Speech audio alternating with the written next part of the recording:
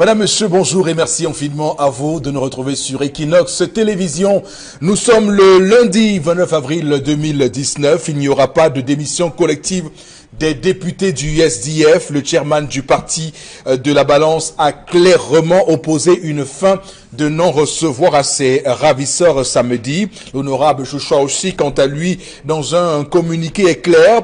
Pour le premier vice-président du SDF, il estime qu'il faut rappeler aux Camerounais que contrairement à la propagande gouvernementale, les deux régions du nord-ouest et du sud-ouest sont pratiquement hors de contrôle du gouvernement. On voit très bien que Ni John Fundi a donc été kidnappé et rapidement libéré samedi. Ce qui est tout à fait déplorable, c'est cette presse à gages qui s'est tout de suite léguée contre Ni John Fundi pour parler d'une mise en scène de ce kidnapping, de cet enlèvement, et pourtant il n'en est rien. Je rappelle que le SDF a toujours été clair sur sa ligne, le fédéralisme, le dialogue inclusif élargi, c'est ça la proposition ou les propositions du SDF pour sortir de la crise anglophone depuis 2016. Donc pour ceux qui aujourd'hui sont tapis dans l'ombre pour nuire à ce parti-là et qui ont commencé à faire des éléments de langage autour du SDF, le premier vice-président du parti,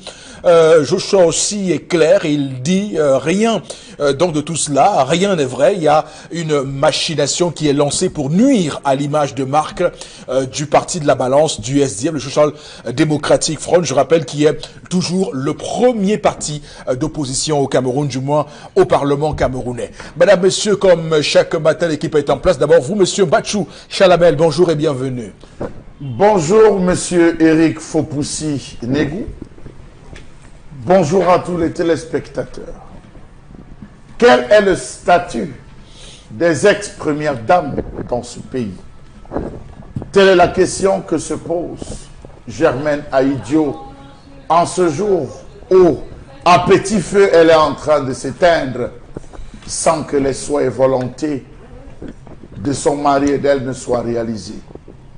Y a-t-il même un statut prévu pour les ex-premières dames en termes de pension de reversement, en termes d'entretien? Si oui, pourquoi n'en bénéficie-t-elle pas? La question, je vous la pose. Voilà, on va évidemment dire que Chalamel sera à retrouver tout à l'heure à 10h30 dans le cadre de sa colère quotidienne. Également sur le plateau ce matin, vous, Florazé, bonjour et bienvenue. Bonjour Eric Fopoussi, merci. Bonjour à vous sur le plateau, bonjour à nos millions de téléspectateurs. J'ai vu pas mal d'élèves ce matin seraient justement dans les centres officiels des examens, notamment pour le probatoire, pour la classe de premier. On a vu pas mal d'élèves, c'est parce que débutent ce jour justement les épreuves pratiques quand on parle de sport. Beaucoup de courage à tous ces élèves. Oui, je pense également à ceux pour cette année 2018-2019 qui ne peuvent pas justement aller normalement suivre les cours, notamment dans les zones du nord-ouest et du sud-ouest. Et ce matin, dans le cadre de la revue des réseaux sociaux, on parlera de politique, sport également avec nos U17, avec ce sacré. On en parle dans le cadre de la revue des réseaux sociaux et on reviendra justement avec les réactions vives de nos chers internautes. Eric Fopoussi. Ce sacré, c'est ce sacre. Bon, oui, ce sacre. D'accord, ok. Voilà, parce que... Voilà, très bien, parce que je me sentais perdu. C'est un sacre continental pour les moins de 17 ans, les lionceaux du Cameroun qui ont donc gagné hier la canne de leur catégorie. Alors également sur le plateau ce matin, madame, monsieur Bombok Bengan, bonjour et bienvenue. Bonjour monsieur Fopoussi Negou, bonjour à vous chers téléspectateurs. Tout le monde est à la recherche du ciel, je veux dire du paradis. 2,5 milliards pour la construction d'une cathédrale en pleine forêt équatoriale à Saint-Mélima. Plus de 50 milliards d'investissements pour une usine de transformation de cacao à Fondjomeko dans l'arrondissement de Kekem. Vous pensez que le Seigneur reconnaîtra les siens par où? Non, je ne suis pas sûr que le Seigneur reconnaîtra les siens à Saint-Mélima. C'est là où il y a les gens qui vont sortir de la pauvreté. C'est là où il y a les gens du Seigneur. Merci. Voilà, c'est l'image du week-end, clairement, avec ces deux images qui s'opposent. L'inauguration de cette cathédrale Saint-Joseph de Saint-Mélima, 2,5 milliards de francs CFA engloutis, gaspillés pour un lieu inutile. Et donc, on voit très bien qu'à Kekem, il y a donc cette usine qui a, comme vous voyez, qui va créer 825 emplois directs et près de 1000 emplois indirects. C'est une usine qui va permettre à l'économie du Cameroun d'avoir un bond significatif sur la croissance. On voit très bien que il y a des choses qui se passent dans ce pays et qui méritent qu'on s'asseye un instant et qu'on dénonce cela avec la dernière énergie, parce que ce n'est pas possible, ça n'a pas possible tout cela. On ne peut pas admettre ces atermoiements. On va démarrer l'émission de ce matin, madame, messieurs, avec la première articulation. Voici l'histoire du jour. Voici Karine Sontia. Bonjour et bienvenue. Bonjour Eric Fopossi, bonjour aux téléspectateurs du 10-12 Le Zénith. Ce matin, c'est le problème de Noé Ayolo qui nous a abordé pour nous souligner son problème qui le consume à petit feu. Alors Noé est marié depuis 4 ans avec Valérie et ils ont 2 enfants. Ce couple a 2 enfants et Noé habitait un quartier de la place, c'est-à-dire à Bali. Et il a été obligé de déménager. Dites-moi, demandez-vous pourquoi?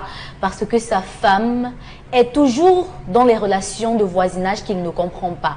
C'est-à-dire que chaque fois que Noé rentre, madame est chez la voisine, c'est toujours des femmes.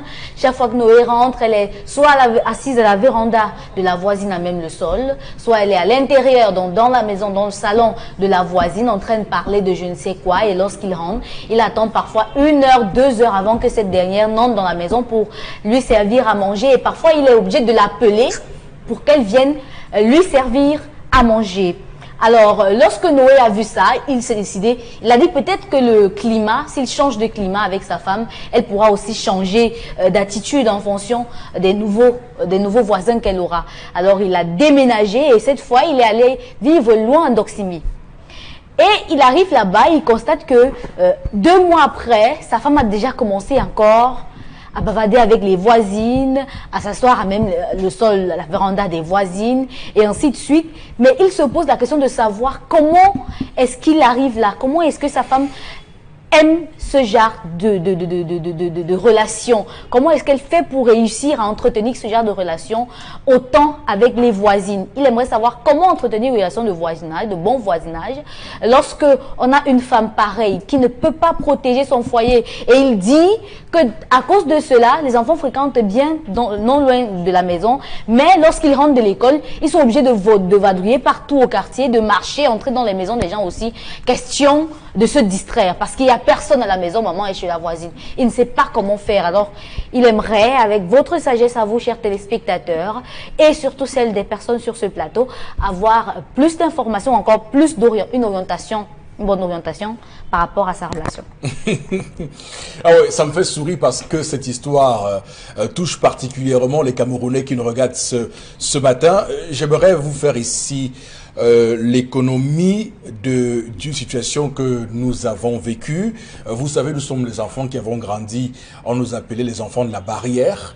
Et généralement, nous ne sortions pas n'importe comment, mais nous avions un petit frère qui réussissait à braver les interdits de papa pour se promener au quartier. Et ce petit frère-là, du coup, avait été surnommé par ma mère chef de quartier, parce que lui, il connaissait tout le monde au quartier. On l'appelait chef de quartier, ce qui fait que au final, quand il fallait nous appeler, par exemple, vous avez un petit frère qui s'appelle Patrick. Quand on dit le frère de Patrick, le père de Patrick, la mère de Patrick, le cousin de Patrick. Donc, c'est comme ça qu'on nous nominait chez nous, parce que il fallait évidemment passer par lui, parce qu'il était très connu au quartier. Donc, on est dans une configuration d'une femme qui peut être également appelée chef de quartier, parce qu'elle est tout le temps chez le voisin, parce qu'elle passe tout son temps à vadrouiller, comme vous avez dit le terme, mais très bien choisi, Karine. C'est vadrouiller, c'est du vagabondage, c'est des promenades inutiles qui ne servent à rien.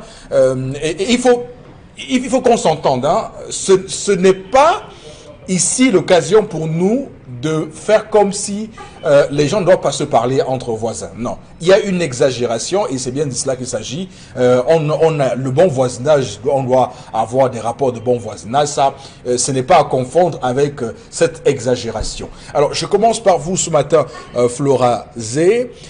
Comment vous trouvez le comportement de cette femme? On est dans ce que vous avez appelé l'exagération. On a affaire à une femme qui est un peu évasive, qui n'a visiblement rien à faire, qui n'est pas occupée ou qui peut-être ne veut plus s'occuper. Donc, et ça découle justement, on arrive à ce type de situation où justement on a affaire peut-être à une femme qui a vécu dans un environnement vraiment accessible. C'est-à-dire que où une grande communauté, où maman était amie pratiquement avec toutes les autres mamans du quartier, où les enfants aussi, c'était pratiquement... Et c'est pour ça qu'on réussit encore à avoir ce type d'environnement aujourd'hui. Donc, cette femme a visiblement été moulée dans ce type de quotidien. Donc, à elle, peut-être il est difficile de se déconnecter. Du coup, quand elle arrive dans un tout autre environnement, elle ressent qu'il y a une femme qui est comme elle, qui ressent les mêmes choses comme elle. Vous savez, entre nous, on a toujours besoin de se confier. On a surtout pour des femmes qui ne s'occupent pas. C'est-à-dire, j'ai l'impression qu'on a affaire à une dame qui est à la maison, peut-être qui s'occupe des enfants, qui n'a pas peut-être une activité pour s'occuper, aucune profession. Donc, du coup, elle a sa voisine qui est comme elle. Donc, quand elles restent au quartier, elles vont papoter de tout et de rien. Si madame a fini peut-être de faire la lessive, elle a laissé les enfants à l'école, elle a fait la cuisine et tout, bon. Le reste, donc, qu'est-ce qu'il faut faire? Elle a sa voisine à côté, il faut papoter, etc. et tout, non. Je vois que cette dame a peut-être besoin d'être rééduquée. C'est pourquoi dans le mariage, j'ai toujours dit, c'est pas une fin. Quand on est marié, la vie ne s'arrête pas là. Et au monsieur maintenant, s'il a tiré cette femme d'un certain environnement, c'est là où le travail commence. Il n'a pas besoin de venir se plaindre. Qu'est-ce qu'il a fait à son niveau? Qu'a-t-il fait? Est-ce qu'il a essayé de parler avec elle? Parce que le tout, c'est pas de déménager. Le tout, c'est pas de dire, bon, on va à Doxingui, après on va à Village, après on va... Non. A-t-il réellement parlé avec sa femme? Parce que si elle a été... L'environnement compte pour beaucoup. C'est une éducation. C'est toute une vie. Maintenant, pour briser ça, il faut du travail. Et maintenant, le monsieur doit savoir que oui, il a une nouvelle épouse à la maison, mais c'est pas le tout, c'est pas d'avoir une femme qui va vous faire à manger et des enfants. Ça ne s'arrête pas là, le mariage. Donc, il y a autre chose maintenant, c'est qu'il voudrait une femme qui soit à son image, justement, qui ne soit pas là à papoter avec les voisins, etc. et tout. Là encore, c'est un tout autre. Je veux dire, lui également, il va dépenser sur le plan moral pour inculquer d'autres valeurs que madame n'a pas eues. Comme vous l'avez dit, vous êtes sorti par exemple d'un environnement où vous étiez dans la barrière. Nous autres également. Maintenant, il y en a qui ont vécu dans... Voilà, c'est vraiment ce vrac. C'est ce communautarisme, on est ensemble, on vit ensemble. Comme ça va mal ici, tout le quartier avec nous. Vous voyez, par contre, il y a certains qui ne connaissent pas ça, qui ont toujours vécu vraiment de façon très fermée, très disciplinée, qui ne savent pas qu'il faut aller chez les voisins n'importe comment, etc. et tout. Mais visiblement, cette dame n'a pas ça. Donc, est-ce qu'elle mérite la pierre? Je dis non. Monsieur doit travailler, retravailler avec sa femme. Et ça va prendre du temps, Eric Fopoussi, parce qu'elle n'est pas une mauvaise personne. Je ne vois pas en quoi, peut-être, le seul équilibre, c'est qu'elle a une amie, enfin une voisine avec qui elle papote tout le temps. C'est peut-être ça le mauvais côté de la chose. Mais je crois qu'avec un simple dialogue et beaucoup plus encore de rigueur et un peu de discipline de la part du monsieur, non, il aura la femme. Pas la femme idéale, mais celle qu'il voudrait avoir. D'accord. Alors, Charles Hamel, je vous passe la parole pour que vous aussi, vous parliez de cette histoire. Monsieur Eric Fopoussi, j'ai l'impression que Flora Zé donne un conseil en disant allez, vous ramassez n'importe quelle graine, vous ramenez chez vous, vous mettez dans l'eau, vous surveillez, vous allez vous arroser. C'est ça le mariage? Non, monsieur Eric Fopoussi. Je ne suis pas d'accord. Pourquoi? Pour épouser une femme, regardez le comportement de sa mère. C'est la mère qui vous dit si elle a une bonne fille ou pas, monsieur Eric Fopoussi. Cette fille ressemble tout simplement à ce genre de fille qui accompagnait sa mère tout le temps. La mère va dire, accompagne-moi. Elle est sa mère. Elle va s'asseoir. La mère radote, elle radote toute la journée. Elle radote, elle radote. Elle rentre le soir. C'est un rituel initiatique que les femmes commères, les femmes qui n'ont rien à faire, inculquent à leur fille. Elle n'est que le fruit de sa maman. Ça, c'est le premier point. S'il avait été assez observateur, il se serait rendu compte, M. Rifopoussi, que là, il est en train d'épouser une mauvaise femme, ou il se prépare à épouser un mauvais grain. Il faut qu'il commence à donner son éducation. On ne ramasse pas n'importe quelle femme, on met chez soi, sans lui avoir donné une éducation. Chaque homme donne une éducation à sa femme. Chaque homme inculque une notion à sa femme. Madame, chez moi, c'est 18 heures. Passé 18 heures, voici les sanctions auxquelles vous vous exposez.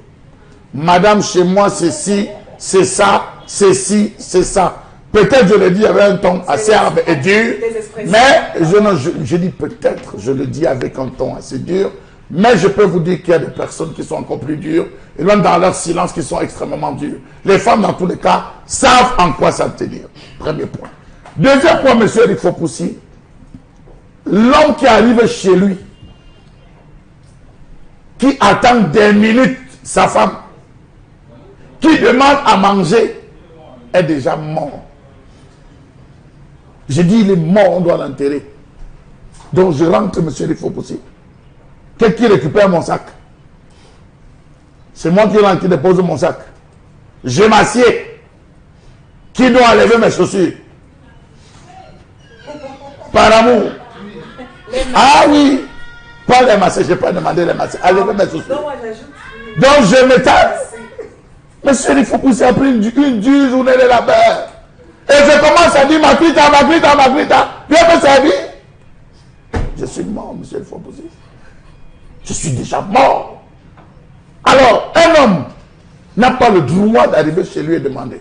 La femme doit connaître les heures de retour de son mari. Mon mari sort tous les jours à 8h30. Mon mari est à la maison à 19h. Au trop tard, 22h. Au trop tard, 21h, mon mari est rentré. À partir de 20h, je me mets en ordre. Je me discipline. Est-ce que la maison est propre? Est-ce que l'entrée de la maison est propre? Est-ce que...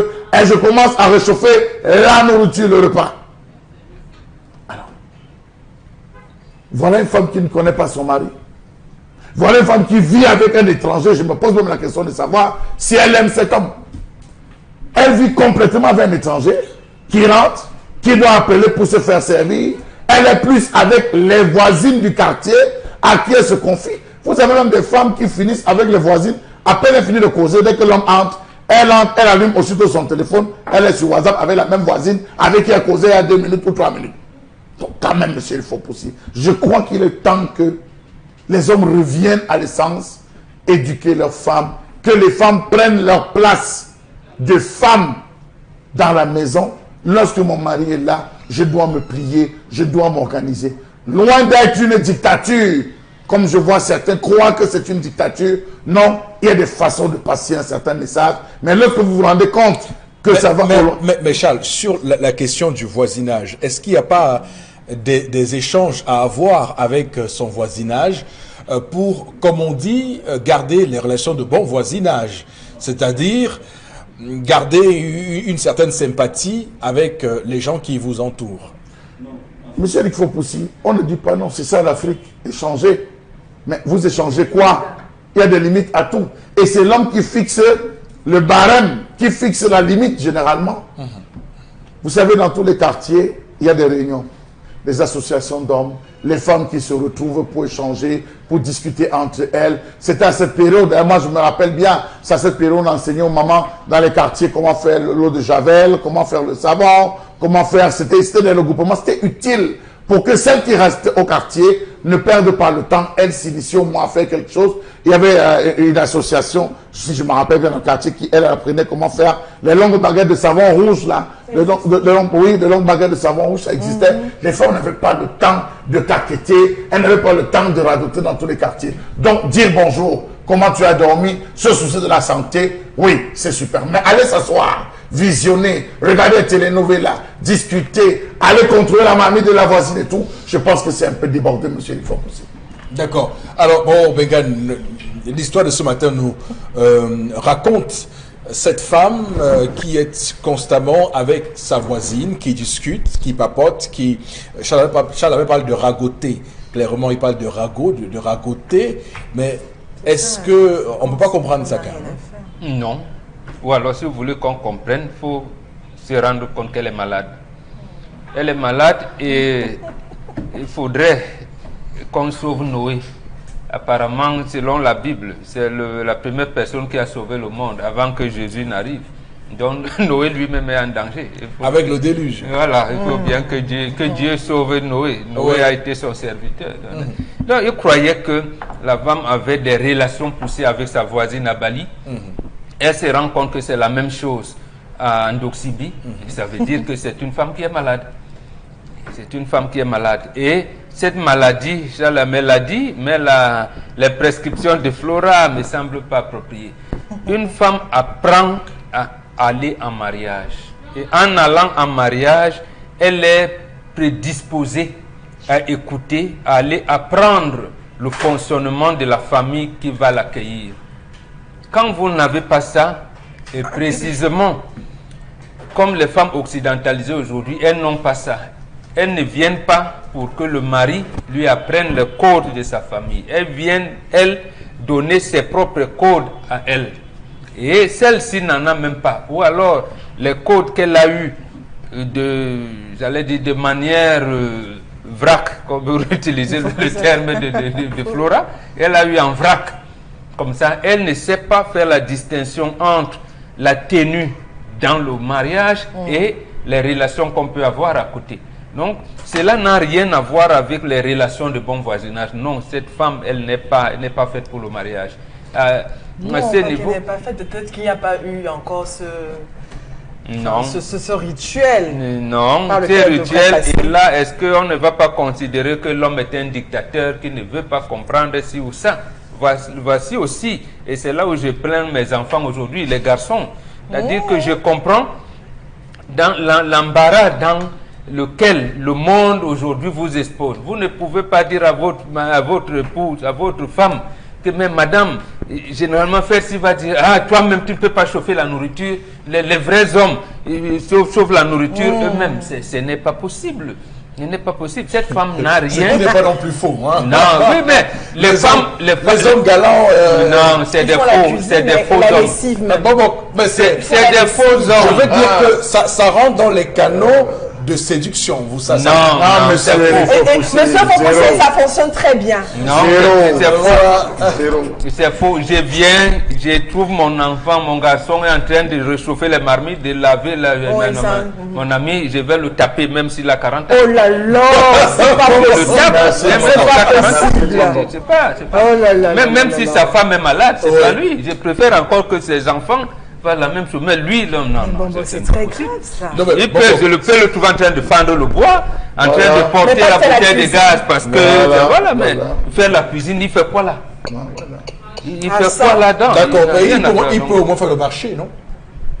Non, le marché de l'homme a toujours fait le marché. C'est-à-dire que qu'en rentrant, il voit un régime de plantain quelque part, il voit des trucs. Non, pas le genre là.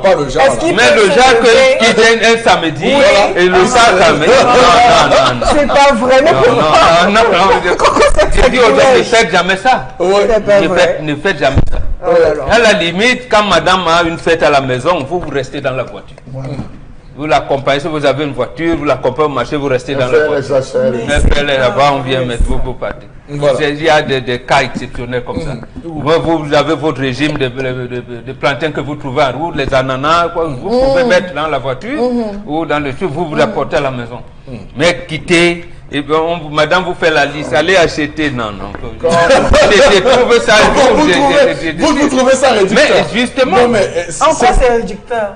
Mais c'est ce que Robégan dit. La nature a fait une telle répartition des tâches que vous ne trouverez jamais un homme enceinte. Ce n'est pas possible. Un homme ne sera jamais enceinte. Donc, vous avez l'impression que justement c'est ce conflit qui a. C'est pas un conflit. C'est pas un conflit, Flora. C'est la juste répartition des tâches sociales. Mais comment on a fait pour se retrouver sur un débat comme ça ce matin? Monsieur, il faut pousser. C'est ce que Bon, si vous avez bien suivi, part du postulat selon lequel un homme rentre chez lui. C'est chez vous, c'est chez moi. Vous êtes le ministre de l'Intérieur. Attendez, monsieur, c'est la femme chez qui je vis. Que j'arrive. Non. C'est chez moi. Parce qu'elle est responsable. Elle ne commande pas. Elle ne commande pas, non. Elle est ministre de l'Intérieur. Est-ce que la femme veut commander? Je rentre. Oh là là. Non. Donnez l'ongle à votre femme, elle va arracher tout le bras.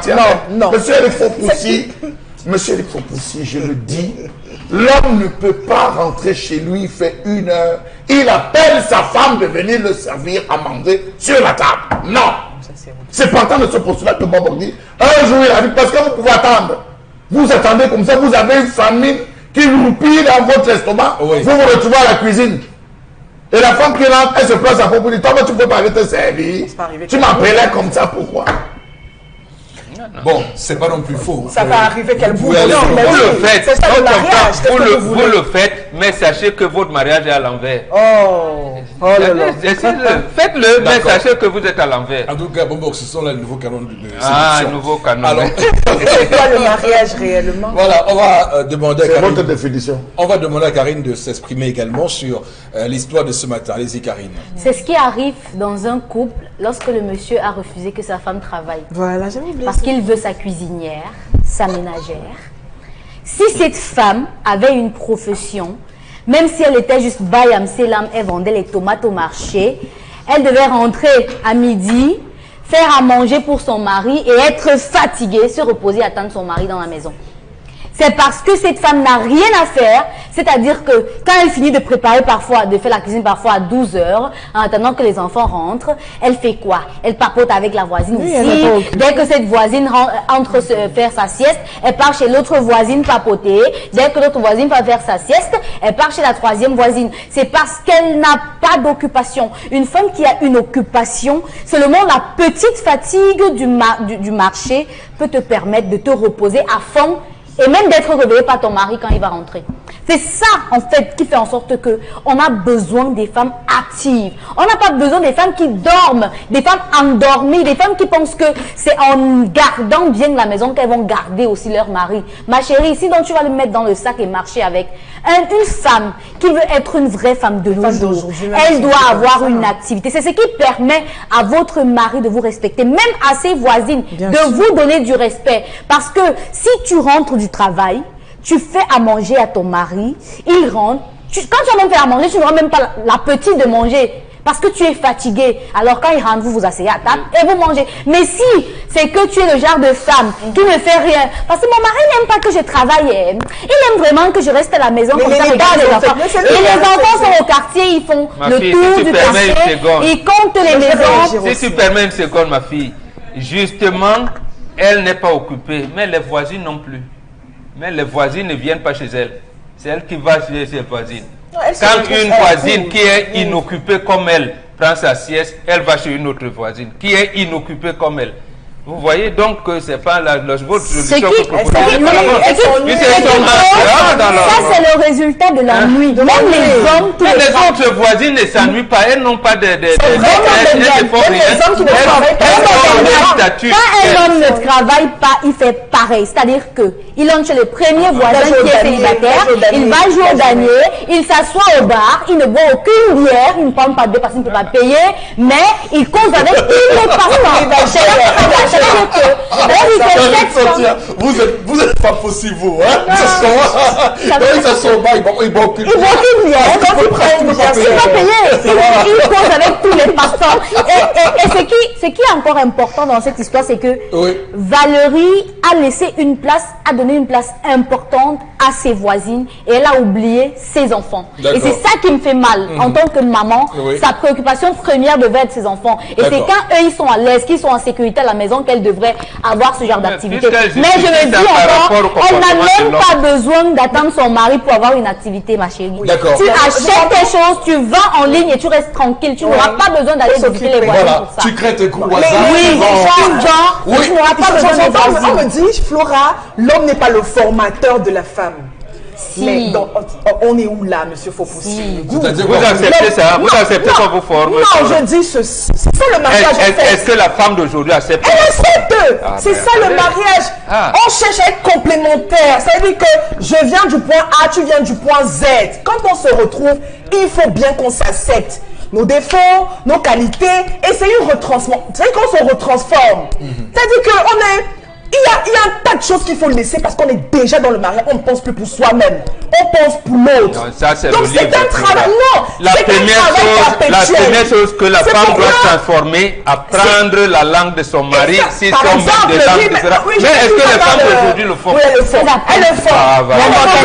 Par exemple, c'est aujourd'hui qu'on trouve Ça ça. n'existe plus. hein.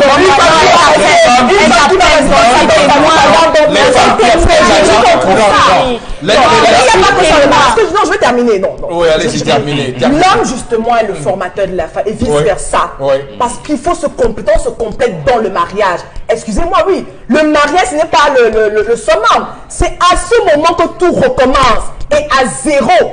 L'orgueil est mis de côté et à zéro. Ça veut dire, madame, si tu n'as pas fait la cuisine, ton mari peut t'apprendre. Ça veut dire, maintenant, tu te dis, va chez maman. En quoi l'homme a failli? En quoi l'homme a-t-il failli? La base a été faussée. Et je suis d'accord avec Karine qu'on a aucune femme, je le dis bien à Mondio Vision, aucune femme n'a cette reste au quartier. Comme l'histoire Mais ses voisines sont au quartier comme elle. Un homme qui au départ a dit, chérie, je te mets à la maison. Je te donne tout. Tu ne travailles pas. Je vous assure qu'aujourd'hui, voir une femme rester au quartier, même pas aller prendre un truc un cartel de 20 000, prendre des petits babouches, etc., et commercialiser, elle reste à la maison aujourd'hui, mais elle parle avec les femmes. Flora, elle n'est pas à rencontrer ses voisines au bureau, elle les rencontre chez elle, donc elles sont dans les mêmes catégories. Vous savez, quand j'ai arrivé, c'est bon, aujourd'hui, il récolte ce qu'il a sémé, parce qu'il voulait avoir une femme qui fait les enfants, les machines à bébé, une machine justement à poncer, à repenser à la maison. Mais il vient se plaindre aujourd'hui pourquoi. Il vient se plaindre pourquoi. C'est pourquoi moi j'ai été tendre avec ce monsieur. Et comme je suis tout le temps ici, j'ai dit c'est un travail.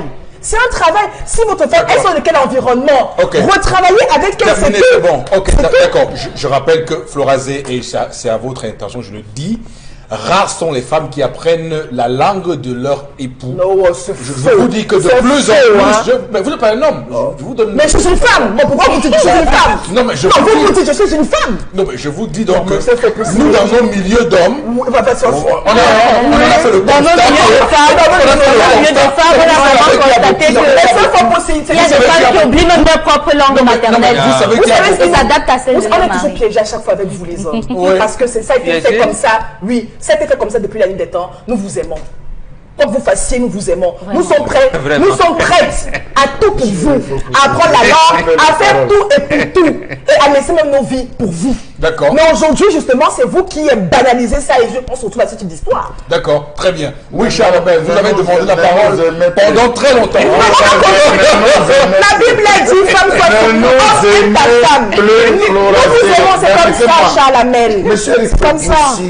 À l'époque où je grandissais, il n'y avait pas de télévision multiple, il n'y avait pas de câble opérateur, il n'y avait que les grosses paraboles et c'était réservé à certaines personnes d'avoir les paraboles. La maman, lorsqu'elle se levait à 4 heures, se mettait à faire le beignet pour les enfants, avec la bouillie pour qu'ils aillent à l'école. Lorsqu'elle a accompagné les enfants à l'école, elle rentre à la maison, elle a 2 ou 3 minutes, elle se repose. Elle va au marché, elle revient du marché, elle prépare à manger. Elle a le temps d'aménager son salon, de faire ses petites tâches, de se laver, de prendre les habits des enfants gâtés à la maison, raccommoder, et elle s'amuse à faire le tricotage. Ah oui, monsieur. Donc la femme n'est jamais au chômage. La femme n'est jamais au chômage. Ce qu'elle me raconte là, c'est des inepties. Mais attendez, je n'ai pas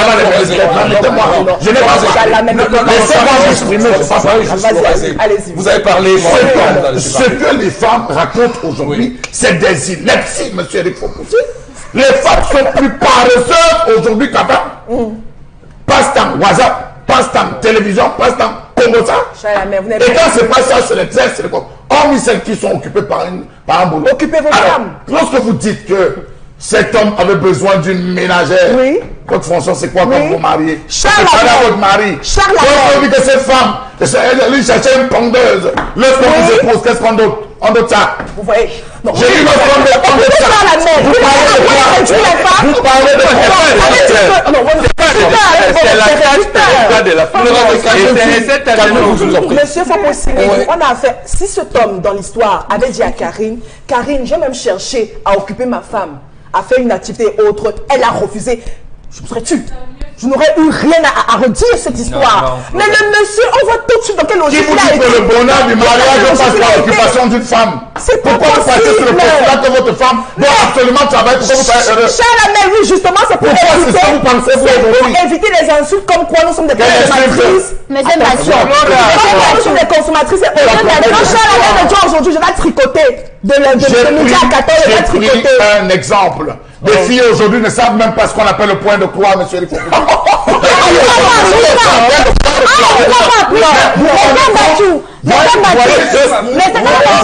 Je suis vraiment désolée. Monsieur Mathieu, je suis vraiment désolée par rapport à ça. Non, le on ne peut pas point de supporter croix. ça. Alors vous avez des Je filles, peux pas supporter des femmes ça. à la maison. Merci, Lorsque, madame. oui, mais bon, Même ma mère Madame, qui m'a elle dit le point de croix. Monsieur Mathieu, Monsieur Mathieu. Voilà, donc lorsque la bille se gâte, il faut envoyer chez le tailleur. puis quoi? Il faudrait qu'on aille. Et puis Elle quoi? est à la maison, elle ne fait absolument rien. Manicure sur les doigts, ongles multiples couleurs, et tout ce que vous pouvez imaginer. Les doigts des femmes ne servent à rien.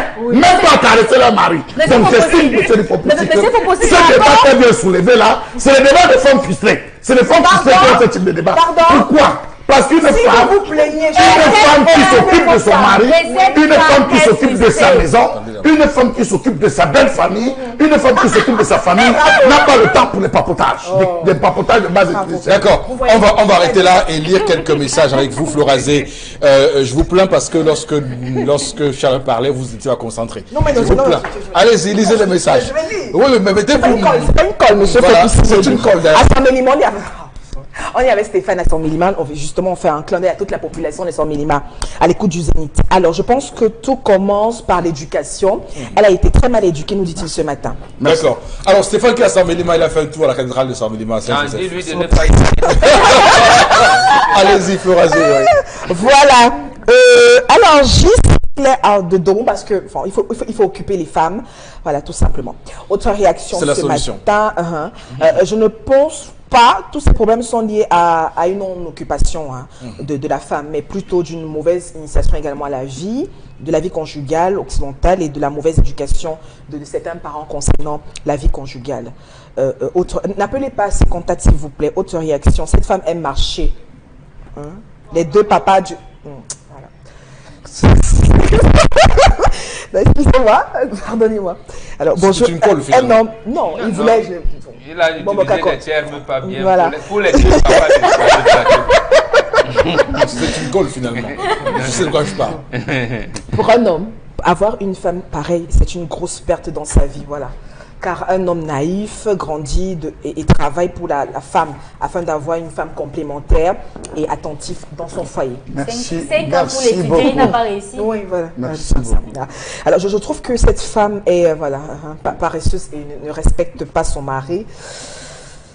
Fabrice Abazou. Voilà. Ah, merci. Tout simplement, Valérie, elle, dans l'histoire, a été mal éduquée par sa mère. La base a été faussée, ratée. Oui. Autre... oui. Pourquoi les autres femmes, les autres voisines ne viennent pas chez elles? Voilà. C'est une question de mentalité. Eric de Paul Messana à Yaoundé. Voilà. Ouais, ils peuvent se retrouver sur la Non, restez chez vous, moi je viens, ne venez pas chez moi parce que je ne sais pas balayer ma maison, je ne sais pas parfumer ma maison, je ne sais pas laver les assiettes, je ne sais pas préparer, restez chez vous, je viens chez vous, c'est bien. Je vois J'accuse, mais le... Je vois trop. Je vois Il n'a jamais dit. Ça n'a rien à voir. C'est mon livre. Mais Mathieu, si vous aviez dit que cette femme est la risée de tout le monde parce qu'elle va chez tout le monde, je vous aurais compris. Voilà. Cet argument n'a rien à voir. D'accord. Voilà, merci. j'accuse le mari d'être Merci. fou. Vous semble. Voilà. Chez vous, non, ça va, Florazé. Vous avez dit, c'est une colle finalement, parce qu'on est passé à autre chose complètement. On est passé à autre chose complètement. Alors, madame, monsieur, merci de rester avec nous sur Equinox. Voici la colère de Charles Hamel.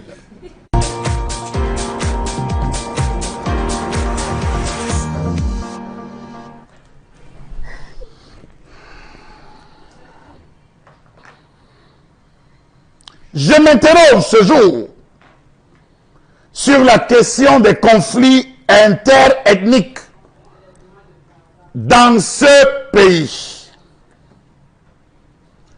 Du virtuel au réel, peut-on dire? Que peut-on entendre ou entend-on lorsqu'on parle de conflits ethniques? Comment comprendre que depuis quelque temps, des conflits sporadiques entre ethnies, parfois tragiques et sur presque toute l'étendue du territoire du Cameroun, fait penser à des lendemains incertains qui pèseraient sur ce pays? Savez-vous que les premières tensions remarquables entre les ethnies dans ce pays remontent au début des années 1990, année qui coïncide avec la fin de l'ère du parti unique? Comment comprendre que depuis l'avènement de la démocratie multipartite au début de la décennie 90, les conflits ethniques ont gagné en vitalité et en intensité? Savez-vous que le Cameroun compte plus d'une vingtaine de foyers potentiels de conflits répartis entre le littoral et le sud-ouest, le centre et le sud, le nord, le nord-ouest et l'ouest? Quelles peuvent être les conséquences de tels débordements dans ce pays baptisé Afrique en miniature? Rappel des faits. Conflit permanent entre les Fulbés et les non-Fulbés dans le nord du Cameroun. Septembre 2018. Conflit entre les Banyangui et les Mbororo dans le nord-ouest, qui avait fait 13 morts. 17 octobre 2018. Affrontement tragique survenu en Yukon, dans la province du centre, entre les populations autochtones et les Bamileke, originaires de la province de l'Ouest, pour un problème de terre. Ils se sont soldés par la mort de 6 personnes, dont 2 femmes. Sans Mélima, en 2004, les Anglo-Bamileke ont été massacrés par les sudistes après la proclamation des résultats des présidentielles de 2004. 2005, conflit entre les Mbaya et les Fulbés à Menganga, au nord, avec mort de 20 personnes. Mai 2006, conflit entre les Bagam et les Bamenyans dans l'ouest, bilan 13 morts. 7 mai 2006, dans la ville de Kiossi, opposant les populations autochtones et allogènes, bilan 2 morts et une dizaine de blessés graves. 12 janvier 2007, un accrochage entre pêcheurs fut à l'origine des affrontements entre Kotoko et Mouzgoum. Bilan 8 morts dans le district de Zina. 9 octobre 2018, conflit entre les Banfor et les Mororo à Manfé dans le sud-ouest, causant 3 morts. Que dire alors des récents conflits entre les Etones et les Aoussa dans la ville historique de Bala? Cette situation n'est pas un cas isolé dans ce pays. Comment comprendre qu'une population du Sud, constituée de 6 000 âmes, 600 000 âmes peut se prévaloir de chasser X ou de chasser Y au nom de X ou de Y? Rappelons-nous du cas de Deido, ayant donné lieu à l'interdiction de mototaxi, alors que la réalité était loin des rumeurs. Savez-vous que la plupart des conflits dits ethniques sont les conséquences des problèmes sociaux mal étudiés, mieux mal résolus? N'ayons pas peur de dire ce jour que les conflits, avant d'être baptisés ethniques, sont d'abord et restent essentiellement sociaux. N'ayons pas peur de dire que les élites du Cameroun, de chaque village, de chaque région, sont des vecteurs de la dislocation de l'État parce qu'elles exhortent ou exportent ou enveniment les clivages interethniques à des fins personnelles. Oui, disons-le une fois pour toutes, comme le professeur Charlie Gabriel Bock Les pouvoirs publics tirent ouvertement avantage du désordre provoqué par les élites, dans la mesure où la manipulation ethnique est devenue un fonds de commerce pour la plupart des politiciens et des hauts responsables de l'État. Comment comprendre à chaque fois ce silence coupable des élites des différents coins en flammes? Comment comprendre le fait pour ces élites de demander instamment d'annuler les procédures visant à condamner les coupables autochtones au détriment des allogènes? N'était-ce pas lieu pour nous de dire ici, à haute et intelligible voix, que fait la Commission nationale ou la Commission Missongué pour le multiculturalisme? Voilà, c'est une grande question à laquelle vous nous soumettez ce matin, Chalamel Bachou, cette question des conflits interethnique au Cameroun. On va dire que votre chronique arrive dans un contexte où malheureusement les pouvoirs publics font du déni, font le dos rond et estiment qu'on doit circuler, il n'y a rien à voir et qu'au Cameroun il n'y a pas de dimension tribale dans les conflits qui peuvent exister entre différentes communautés. Donc pas de dimension tribale, pas de tribalisme, pas de conflit interethnique au final pour ces autorités camerounaises. Et pourtant on voit très bien qu'il y a beaucoup de choses qui ne marchent pas et qu'il est désormais urgent de mettre en place des politiques pour cesser la saignée parce que c'est très grave. Et avec la manière avec laquelle le gouvernement travaille sur cette question, il y a des raisons d'être très inquiet sur l'avenir de ce pays avec ce qui pourra demain être comme une explosion de certaines frustrations, mais davantage des mots qui sont parfois proférés dans des médias au Cameroun et qui contribuent gravement à entretenir ce climat de défiance entre communautés au final. Donc c'est une question qui se pose, surtout lorsqu'on jette un coup d'œil sur ce qui s'est passé en fin de semaine dernière à Obala, et quand on écoute certaines personnes sur ces questions-là, il y a lieu encore avec vous de le dire, il faut prendre cela très au sérieux. Alors Boro Bengan, c'est ce que vous dites aussi, il faut être sérieux sur cette question, il faut prendre cette question au sérieux. Oui, le tribalisme est un problème national. Oui. Et on ne l'a pas voulu le résoudre sur le plan national. Je pense qu'il y a deux grandes orientations à donner. La première orientation, me semble-t-il, je peux me tromper, mais c'est dû au phénomène migratoire. Il y a eu dans tous les peuples du monde, les migrations ont provoqué des affrontements. Justement, c'était pour l'occupation de l'espace. Ça a été fonctionné. Mais à partir du moment où ça se faisait, on arrivait toujours à trouver un terrain d'entente et le vivre ensemble se plaçait. De l'autre côté, la deuxième orientation, bon, on peut citer des cas, hein. Par exemple, en 1907 au Cameroun, on a eu un conflit entre les Bamoun, par exemple, et la Bamenyan. Il y a eu, c'était des conflits violents. Et presque tous nos peuples sont installés sur la base des conflits avec les autres. Oui. Qui se met dans l'occupation de l'espace. Deuxième orientation, je pense que c'est j'allais dire la réponse ou alors la non-réponse. C'est ce que vous avez dit tout à l'heure, c'est ce que propose Charlie Gabriel, par exemple.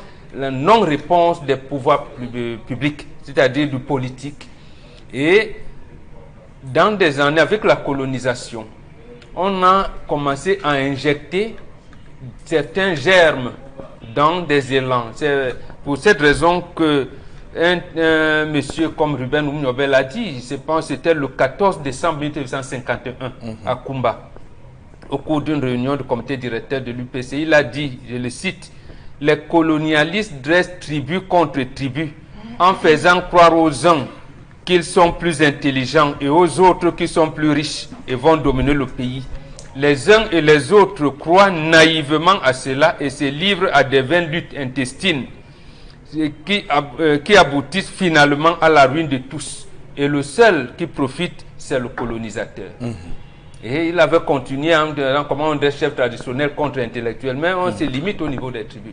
Voilà, effectivement, dans certaines régions, dans certaines de nos compatriotes, ont donc intégré cela et ont transmis ça de génération en génération en disant, mais oui, les Blancs eux-mêmes ont dit que.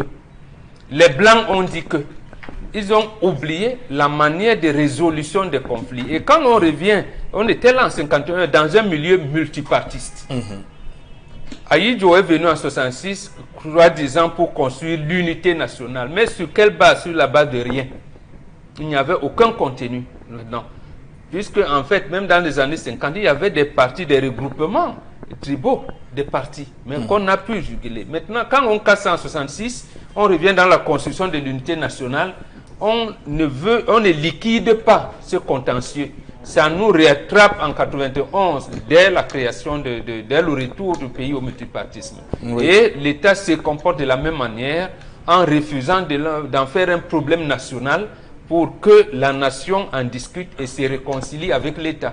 D'accord, très bien. Alors, c'est une question. D'ailleurs, je rappelle que de nombreuses personnes ont clairement parlé au Cameroun d'un tribalisme d'État. Qu'est-ce que vous avez à dire sur cela? Absolument. Oui. Parce que, à un moment donné, comment on dit ça, l'équilibre régional qu'on avait instruit pour tous les concours administratifs. Parce qu'à l'époque, l'État, l'embryon, l'État n'avait pas ces entreprises en tant que telles, c'était encore le colonisateur, c'était des privés qui étaient des mondes. Non, la source de l'État, il fallait former les fonctionnaires, il fallait former les agents. On commence à les sectionner, à donner des quotas. À un moment, on vous dit non, c'est pas bon, puisque déjà dans le certificat d'études primaires qu'on faisait dans la région du Nord, dans la province du Nord, c'est comme ça qu'on l'appelle, n'était pas le même partout. À un moment, on a harmonisé le CP, on a commencé à harmoniser au point où aujourd'hui on dit. Donc, au moment où il fallait laisser cette affaire de quotas, on ne l'a pas laissé, ça a généré donc les gènes que le colonisateur avait mis à côté. C'est ça qu'on parle de tribalisme d'État. Et c'est précisément parce que l'État ne veut pas se réconcilier avec la nation, donc écouter ce que pensent ces populations-là, puisque en fait, elles vivent mieux entre elles. Hein. Quand vous venez acheter un terrain quelque part et tout, il suffit de bonnes relations et tout. Mais comment se fait-il que les gens qui vous ont accueilli, vous avez vos enfants, les patrons jouent ensemble, vous-même vous jouez au damier, vous montez, vous descendez. Et subitement un jour on dit, non mais mon frère, on ne peut plus, c'est vous qui voulez que, c'est vous qui voulez. Ok, bon. Doit-on avoir peur des préjugés qui collent à la peau de beaucoup de communautés? Oui. Doit-on les craindre? Oui, il faut les craindre. Il faut les craindre, justement. Oui. Il faut les craindre.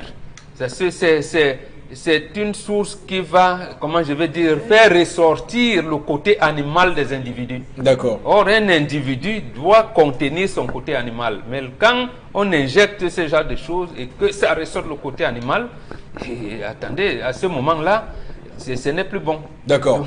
Alors, Karine, on va évidemment prendre votre commentaire sur cette question que soulève ce matin Charles Hamel sur les conflits interethniques. Qu'est-ce que vous avez à dire? Par rapport aux conflits interethniques, ça entre dans toute l'histoire du Cameroun.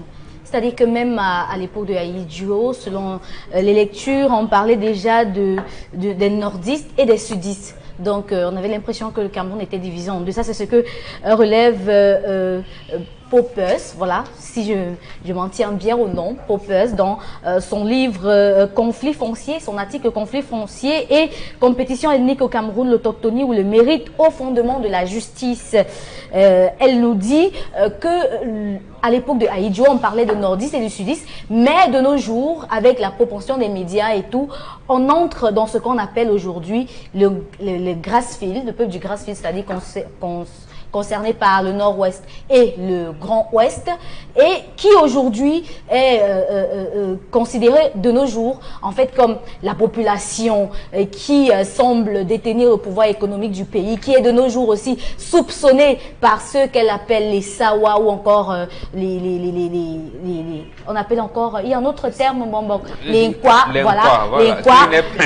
qui sont alors soupçonnés de chercher à posséder aussi le pouvoir politique détenu par les Nkwa et tout ça. Ça veut dire qu'il y a un ensemble politique qu'on essaye d'expliquer par les ethnies. Et c'est ça qui dérange en fait. On essaie d'expliquer chaque fonctionnalité sociale par les ethnies, chaque attitude sociale par les ethnies, chaque appartenance ou encore chaque ouverture à une activité ou à une autre par les ethnies. C'est ça qui fausse un peu notre débat aujourd'hui au Cameroun. Parce que tout le monde est censé entreprendre. Mais lorsqu'on dit que telle tribu est celle qui entreprend le plus, ça cause une autre frustration des autres. Si on dit que tout le monde est censé s'intéresser à la politique et qu'une tribu, par exemple, s'intéresse le plus à la politique que les autres, ça semble frustré, alors que tout le monde est une entité qui est censée construire le Cameroun de manière conjointe. Et c'est maintenant ça qui est au milieu de toute cette cacophonie qu'on observe aujourd'hui. Vous voyez, même dans les écoles, il y a du mal de nos jours à avoir un camarade d'une autre ethnie. C'est-à-dire qu'entre élèves, on essaie de s'entretenir entre nous d'une même ethnie, on repousse les autres et ainsi de suite. Et pourtant, c'est même ces endroits-là qui sont censés regrouper à l'université, l'association des ressortissants du Noun, l'association des ressortissants du littoral, l'association des ressortissants de ceci. En fait, ça divise l'opinion autour des ethnies, ce qui fait qu'on ne pourra pas penser de manière unanime. D'accord, très bien. Oui, on voit très bien que cette question-là vous passionne, Karine. On va revenir dans un court instant pour la deuxième partie de ce programme. Madame, monsieur, restez avec nous sur Equinox Télévision, 10-12, le Zénith.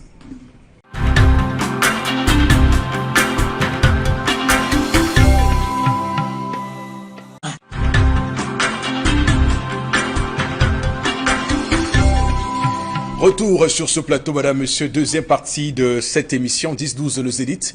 Nous sommes le lundi 29 avril 2019. On va lancer cette deuxième partie de l'émission avec des messages que vous nous envoyez. Donc, Florazé, qu'est-ce qui se passe? Vous regardez pourquoi? C'est une colle aussi? Ouais. Allez-y tout de suite, on vous écoute. Alors, cette première réaction de Cyril Abonabéry nous dit le est une pente dangereuse. L'État pense que ceux qu'ils appellent élites connaissent tous les problèmes de leur village. Pourtant, ces derniers ne vont jamais près de leur population, à part approcher lors des élections. Ils profitent plutôt pour s'enrichir et marcher sur il nous dit des cadavres pauvres des populations. Les chefs de village doivent également s'éloigner de la politique, pense Cyril Abonabéry ce matin. Mais nous avons aussi un chef de village, je pense que c'était sur les ondes d'Equinox vendredi, un chef qui ne s'est pas gêné pour dire littéralement ce qu'il pensait. Vous avez même essayé de le rattraper en plein vol, mais il a démontré toute la haine qu'il avait vis-à-vis de cette communauté. Parfois, c'est même entretenu par ce chef de village, je suis désolé. Donc, monsieur Eric Fopoussi, il faut dire que le problème aujourd'hui, c'est la gestion de l'espace. Problème mal étudié, problème mal résolu. Quelles que soient les zones où vous allez vous rendre compte que, il y a une ethnie qui va dire, celle-là occupe l'espace plus que moi, celle-là fait. Et chaque fois qu'il y a une tentative de mise à l'écart d'une, on se retrouve à un problème social. On commence par le minimiser en disant, bon, c'est rien, ça va aller, ça grandit, ça s'envenime. Vous ne vous rendez pas compte jusqu'à ce qu'il y ait étincelle, et c'est de cette étincelle que naît le feu. Prenons le cas de la ville de Bala, une ville chère à Joseph Bessala, le tout premier médaillé olympique du Cameroun, parce qu'il est de Bala, M. Fopoussi. Je crois qu'il va se retourner dans sa tombe, déjà parce qu'il attendait voir, il y avait un complexe olympique là qui devait naître. De ce côté, ça avait été signé à l'époque d'Adoum Garoua. Jusqu'à aujourd'hui, ça devait même naître par rapport à la CAN. Jusqu'à aujourd'hui, on n'a même pas démarré la fondation. Je me pose la question. Donc voilà une ville, M. Eric Fopoussi, où il y a un conflit. Combien de directeurs généraux sont de Bala? Combien de ministres sont de cette zone de la Léké? Vous avez vu qui se déplaçait? En termes de ses hauts commis, en termes de ses élites. Vous avez vu qui être au devant pour dire stop, les frères, nous sommes des frères. Je tiens à vous rappeler, M. Fopoussi, que depuis les années 80, Obala est un axe stratégique, entre le Grand Nord et le Sud. Ce qu'on appelait à l'époque centre-sud-est, le Sud. Tous les commerçants, c'était le lieu d'achat de lieu commercial. C'était comme Yabassi à l'époque, M. Eric Fopoussi, qui était le carrefour. C'était un carrefour culturel, un carrefour commercial. Alors qu'aujourd'hui, on se lève, on commence à se tirer dessus, poser des questions, discuter avec les gens, ils vont vous dire non, tel ennemi a pris toutes les places au marché. Tel ennemi a entré jusqu'à prendre même les métiers qu'on pouvait faire, la moto. Tel ennemi a entré jusqu'à... Est-ce qu'il y a un métier réservé à une ethnie? Est-ce qu'il y a une activité commerciale réservée à une ethnie? Est-ce que lorsque vous allez établir votre carte nationale d'identité ou votre permis, on vous dit là-bas que, monsieur, parce que vous êtes de telle ethnie, vous ne pouvez pas faire telle chose? D'où est-ce que ce type de mentalité peuvent trouver des sens, monsieur il faut possible, si ce n'est une volonté politique. D'accord.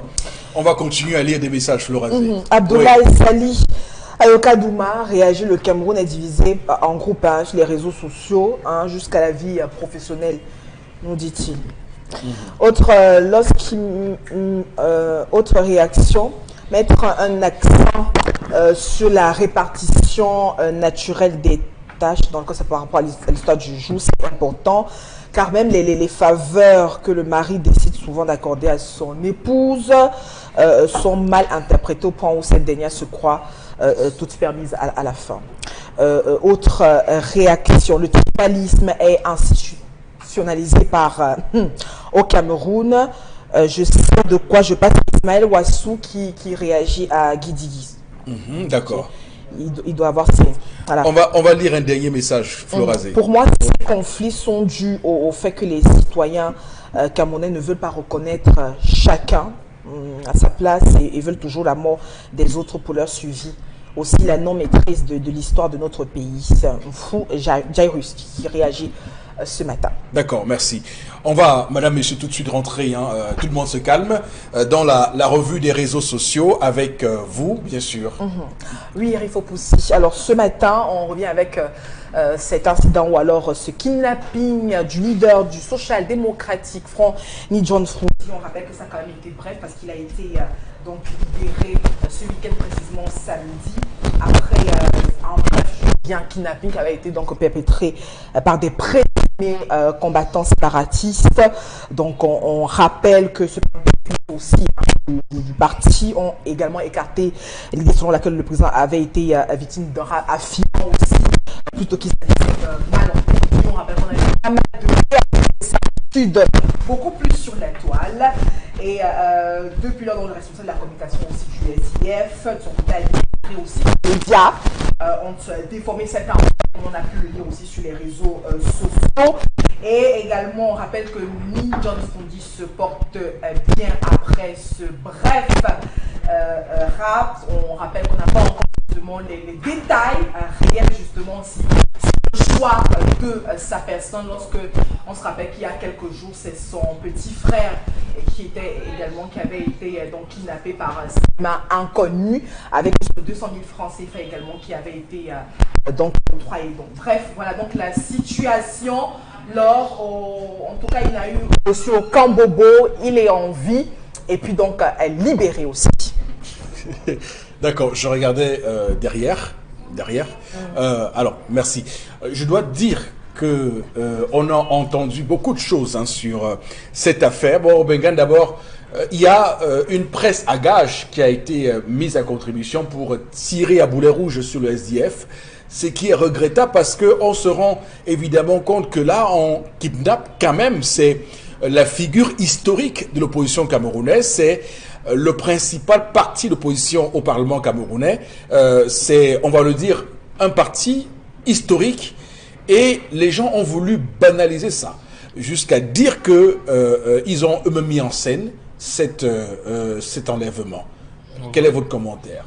Non, justement que les informateurs de nos confrères, de certains de nos confrères, ces confrères-là, oui, les ont manipulés.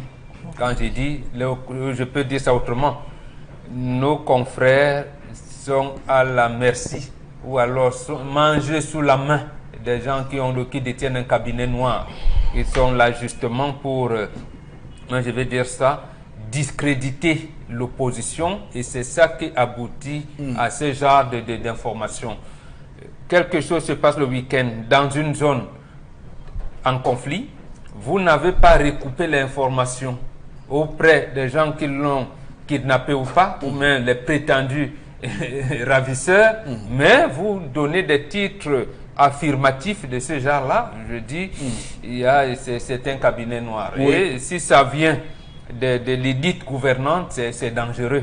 Et puis, ce qui est quand même tout à fait intéressant, c'est que ils ont montré des images de Froundi dans les réseaux sociaux où ils discutent avec ses ravisseurs et disent que ce n'est pas la situation de quelqu'un qui est kidnappé. Mais qu'est-ce qu'ils veulent nous montrer? Je veux dire qu'à un moment donné, quand même, lorsque on kidnappe un monsieur comme Lee John-Fundi, c'est une figure importante de la politique dans ce pays.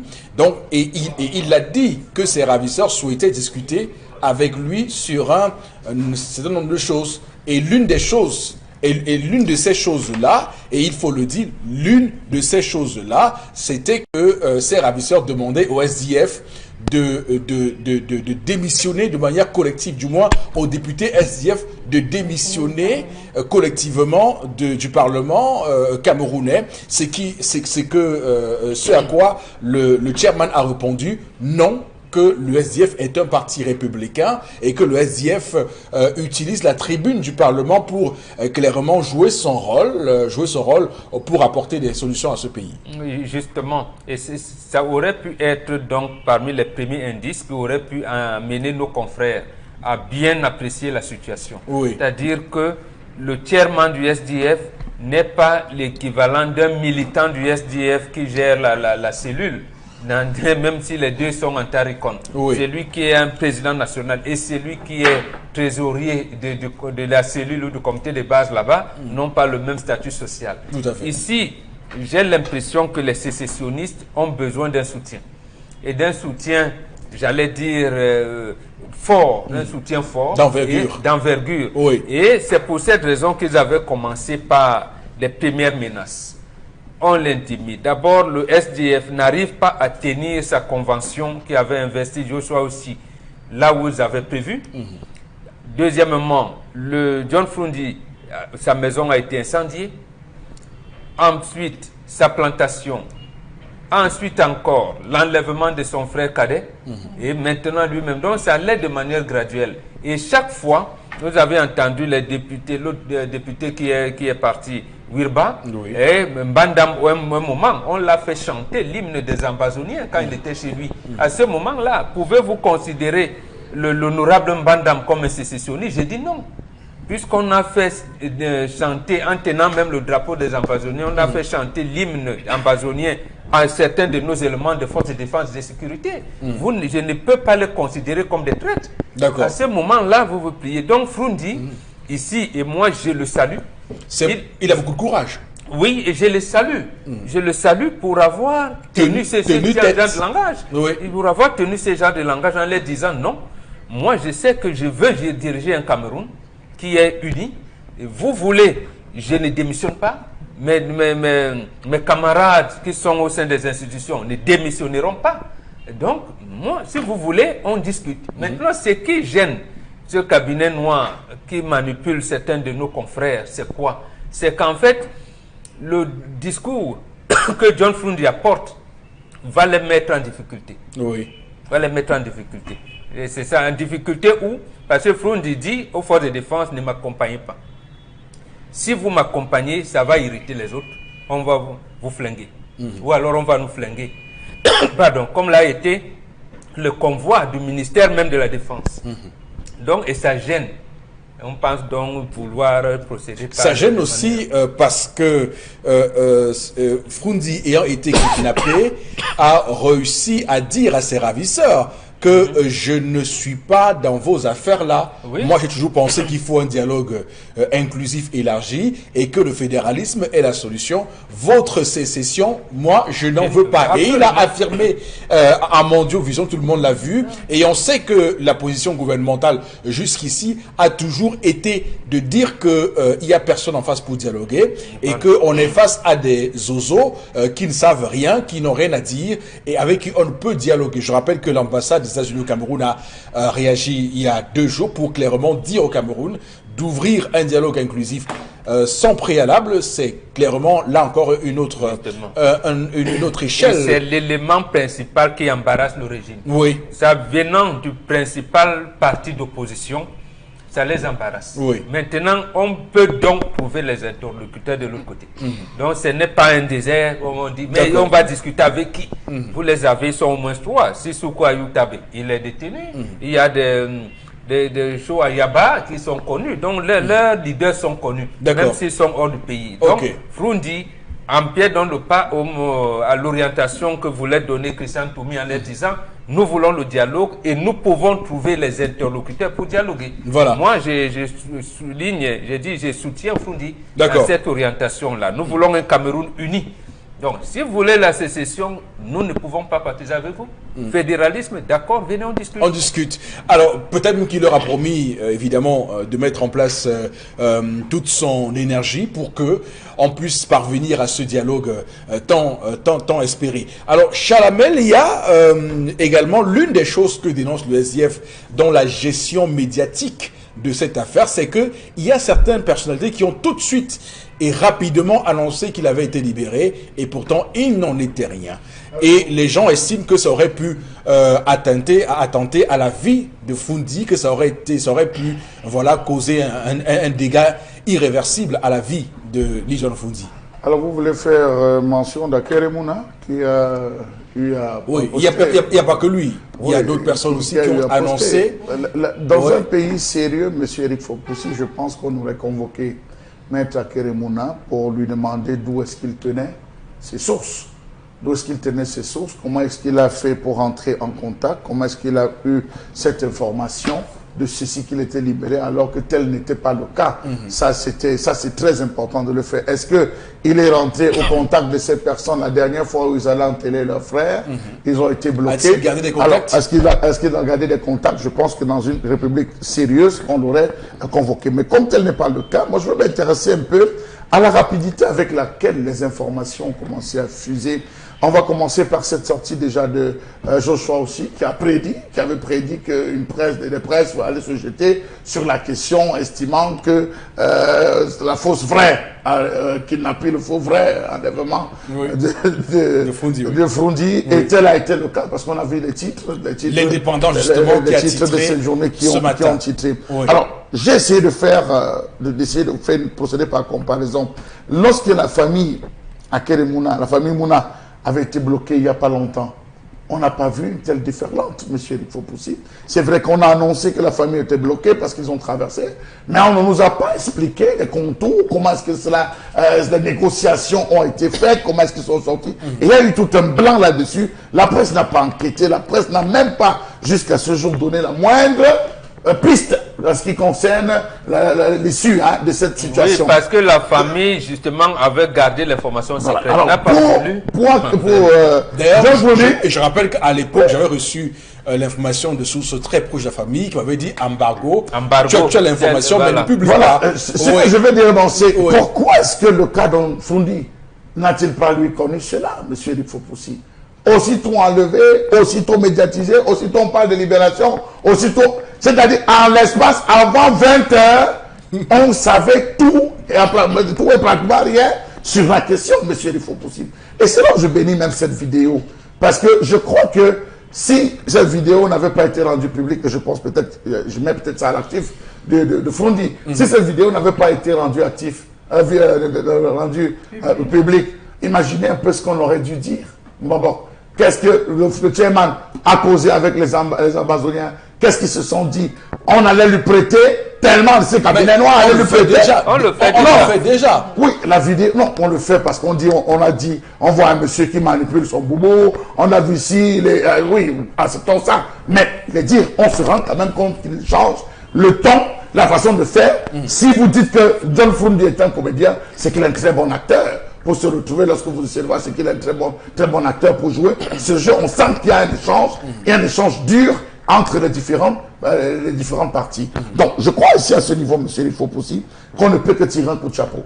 À John Frundi, on ne peut que le tirer un coup de chapeau, parce que clairement, il a dit ce qu'il avait déjà dit hors micro, il n'a fait que réaffirmer sa position. Le Cameroun va rester un et indivisible. La question maintenant, tous nous devons aller vers le dialogue, il faudrait qu'on ait discuté, mais oublions, je ne suis pas dans ce que vous êtes en train de faire comme action. Donc je crois que ça c'est important, ça c'est révélateur, il faudrait que les autres s'associent derrière lui pour marteler que cela puisse faire écho.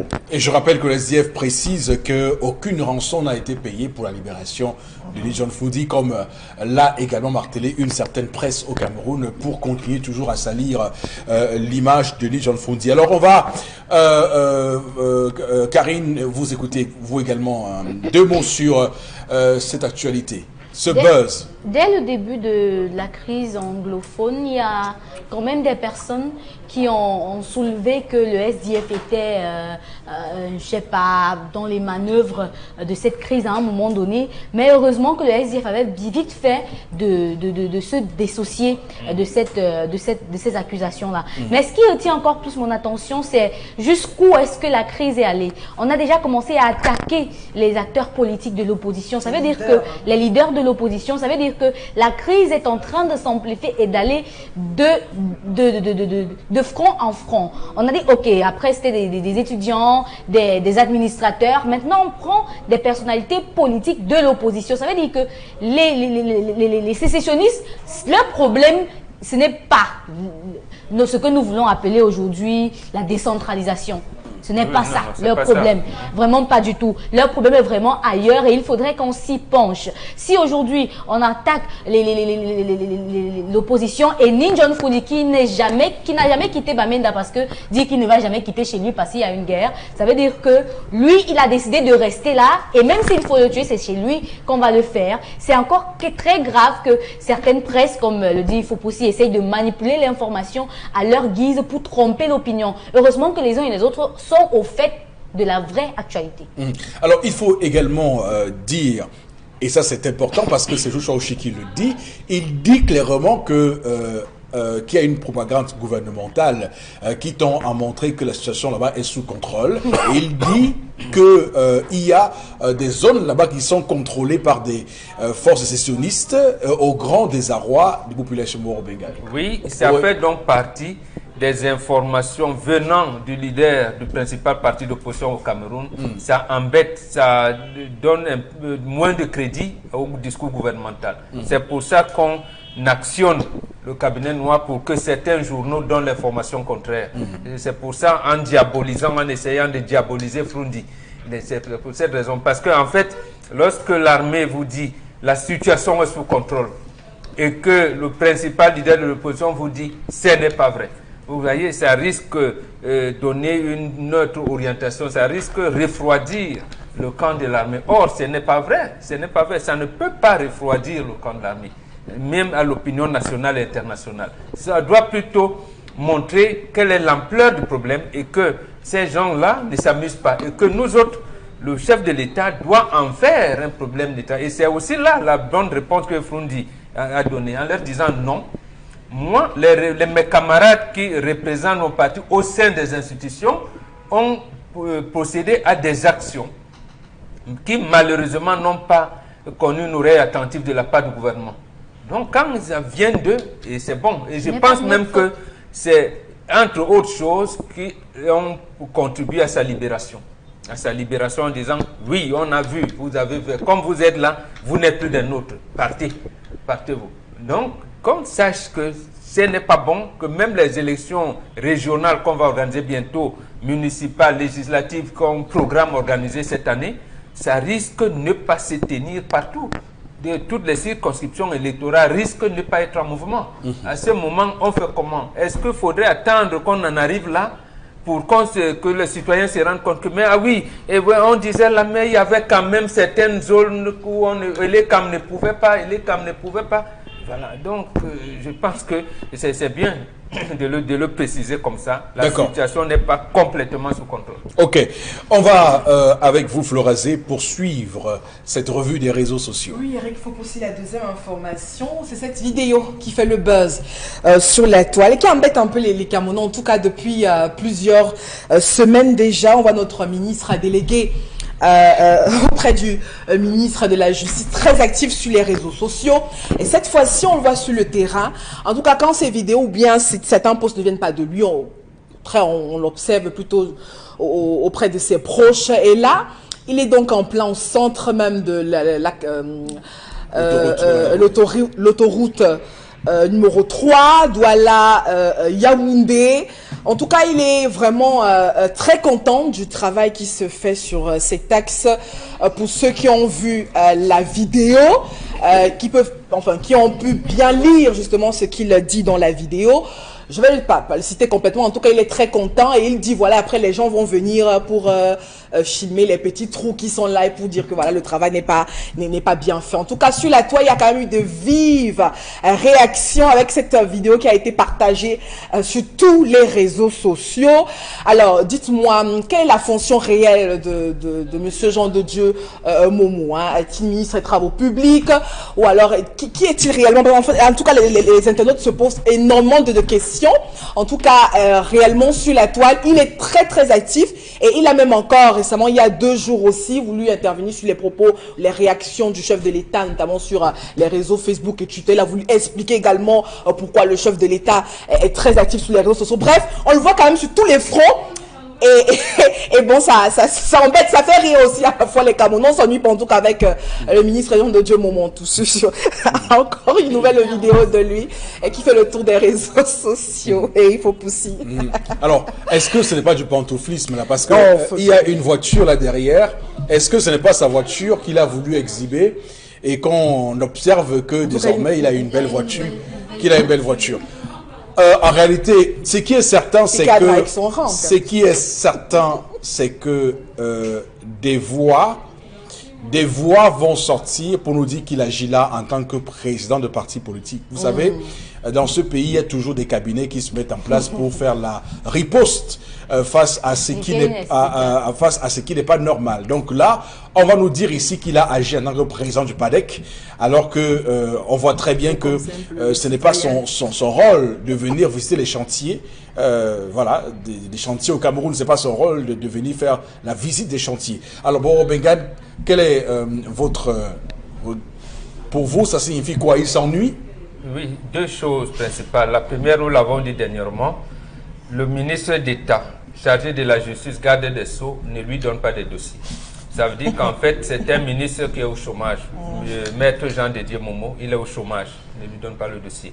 Et ça explique la deuxième chose, c'est que lorsque vous faites partie de la majorité présidentielle et que vous avez été coopté, comme c'est le cas, on vous donne un autre rôle. Et le rôle qu'on lui a donné, effectivement, c'est cela, c'est être le porte-parole du G20. C'est-à-dire que ce que M. Joachim Tabio-Ouyono, Bapol Liport, les autres, Bandakani et autres auraient pu dire, on lui dit non, toi, tu bénéficies de la force du décret, tu portes cela. Donc, vous voyez, ça n'aurait pas donné la même signification si c'était le président du NFP, M. Bandakani, qui serait venu, ou l'honorable Bapol Liport, ou Joachim Tabio-Ouyono, ou Fils Ngor, de mouvement des écologistes, ou qui d'autres. Ça n'aurait pas donné. Vous dites que l'initiative n'est pas de lui? Non, l'initiative n'est pas de lui. L'initiative vient de leur patron. Nous qui savons comment le pays fonctionne, c'est comme ça en fait. C'est-à-dire que ne soyez pas surpris que d'un moment à l'autre, dans les jours qui viennent, comme le chef de l'État a d'ailleurs demandé au peuple camerounais de s'ériger contre toute intervention extérieure, que vous voyez encore le jeu 20 qui s'élargisse en jeu 22 ou jeu 25 ou jeu 30 et que on choisisse entre lui ou l'honorable Bapol Liport, l'un d'eux, pour porter le mouvement. Donc il est en train de préparer le terrain.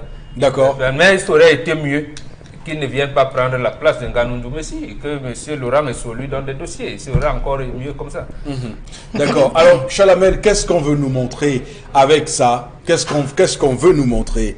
Y avait-il urgence à nous montrer l'autoroute Douala-Yaoundé? Le ministre délégué est un bon comédien.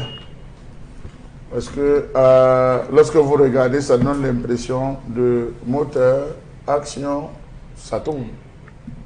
C'est là vous voyez, il avance d'abord. Regardez le début. Donc regardez, quand ça commence, on lui dit, c'est bon, monsieur le ministre. C'est là vous voyez, il avance. Et commandant, vous sentez que c'est répété. s'est répété, dit, regardez, vous écoutez, si vous écoutez ce qui est en train d'être dit, vous voyez qu'il y a une volonté de dire à tous ceux qui pensent qu'on ne va pas organiser la CAN, on ne va pas organiser si les chantiers ne fonctionnent pas, les chantiers sont en arrêt, il n'y a pas ça, taisez-vous. C'est ça, voilà son rôle, taisez-vous. Il va descendre, il va vous dire, regardez, voilà la route, tout en train d'être aménagé, même si ce n'est pas aménagé, même si on se rend compte que ce goudron, ce bitume qui nous présente n'est pas uniforme, vous-même vous le voyez, ce n'est pas uniforme, mais pour lui, comme c'est lisse, ça veut dire que ça va. On peut passer, c'est pas uniforme. Je trouve que c'est sale d'abord. C'est ça, je suis en train de dire que c'est pas uniforme. Donc, vraiment, le dire là, je ne sais pas, est-ce qu'ils ont pesé les tenants et les aboutissants? Quelle est l'image absolument de la personne qui tient à laver? Parce que lorsque vous vous rendez compte, c'est moins l'image du chef de l'État qu'il veut laver, c'est l'image de toute une autre personne qu'il veut laver, qu'il veut nettoyer en disant, c'est vrai, j'ai autorisé des contrats de gré à gré, c'est vrai, j'ai géré tel, c'est moi qui ai porté la canne, c'est moi qui ai organisé ci. Oui, allez nettoyer l'image, allez démontrer que tout est en train d'être fait. Les commentaires maintenant, pour ceux qui ont visité les lieux, pour ceux qui ont été sur les lieux, allez lire ce qui est écrit. C'est vraiment de l'insulte, de l'invective. Est-ce qu'il ne gagnerait pas, comme l'a dit Mbombok, à rester dans son bureau? Il y a tellement de dossiers qu'il appelle David Eboutou. Qu'il appelle David Eboutou, il y a plein de sujets. Hein, Mbombok? Qu'il appelle David Eboutou, qu'il le prenne comme consultant. Mais je ne sais pas moi s'il va accepter. Il y a trop de dossiers dans les cellules, dans les prisons. Oui, David, il y a quel sujet? Amen, je vais travailler, je veux voir ce sujet. Je crois que ça va aider quand même, monsieur.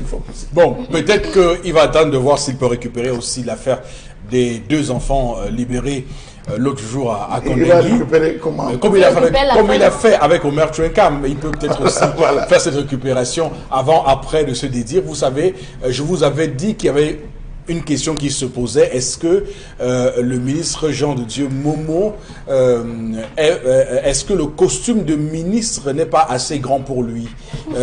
Est-ce que, parce que il ne se comporte pas en ministre?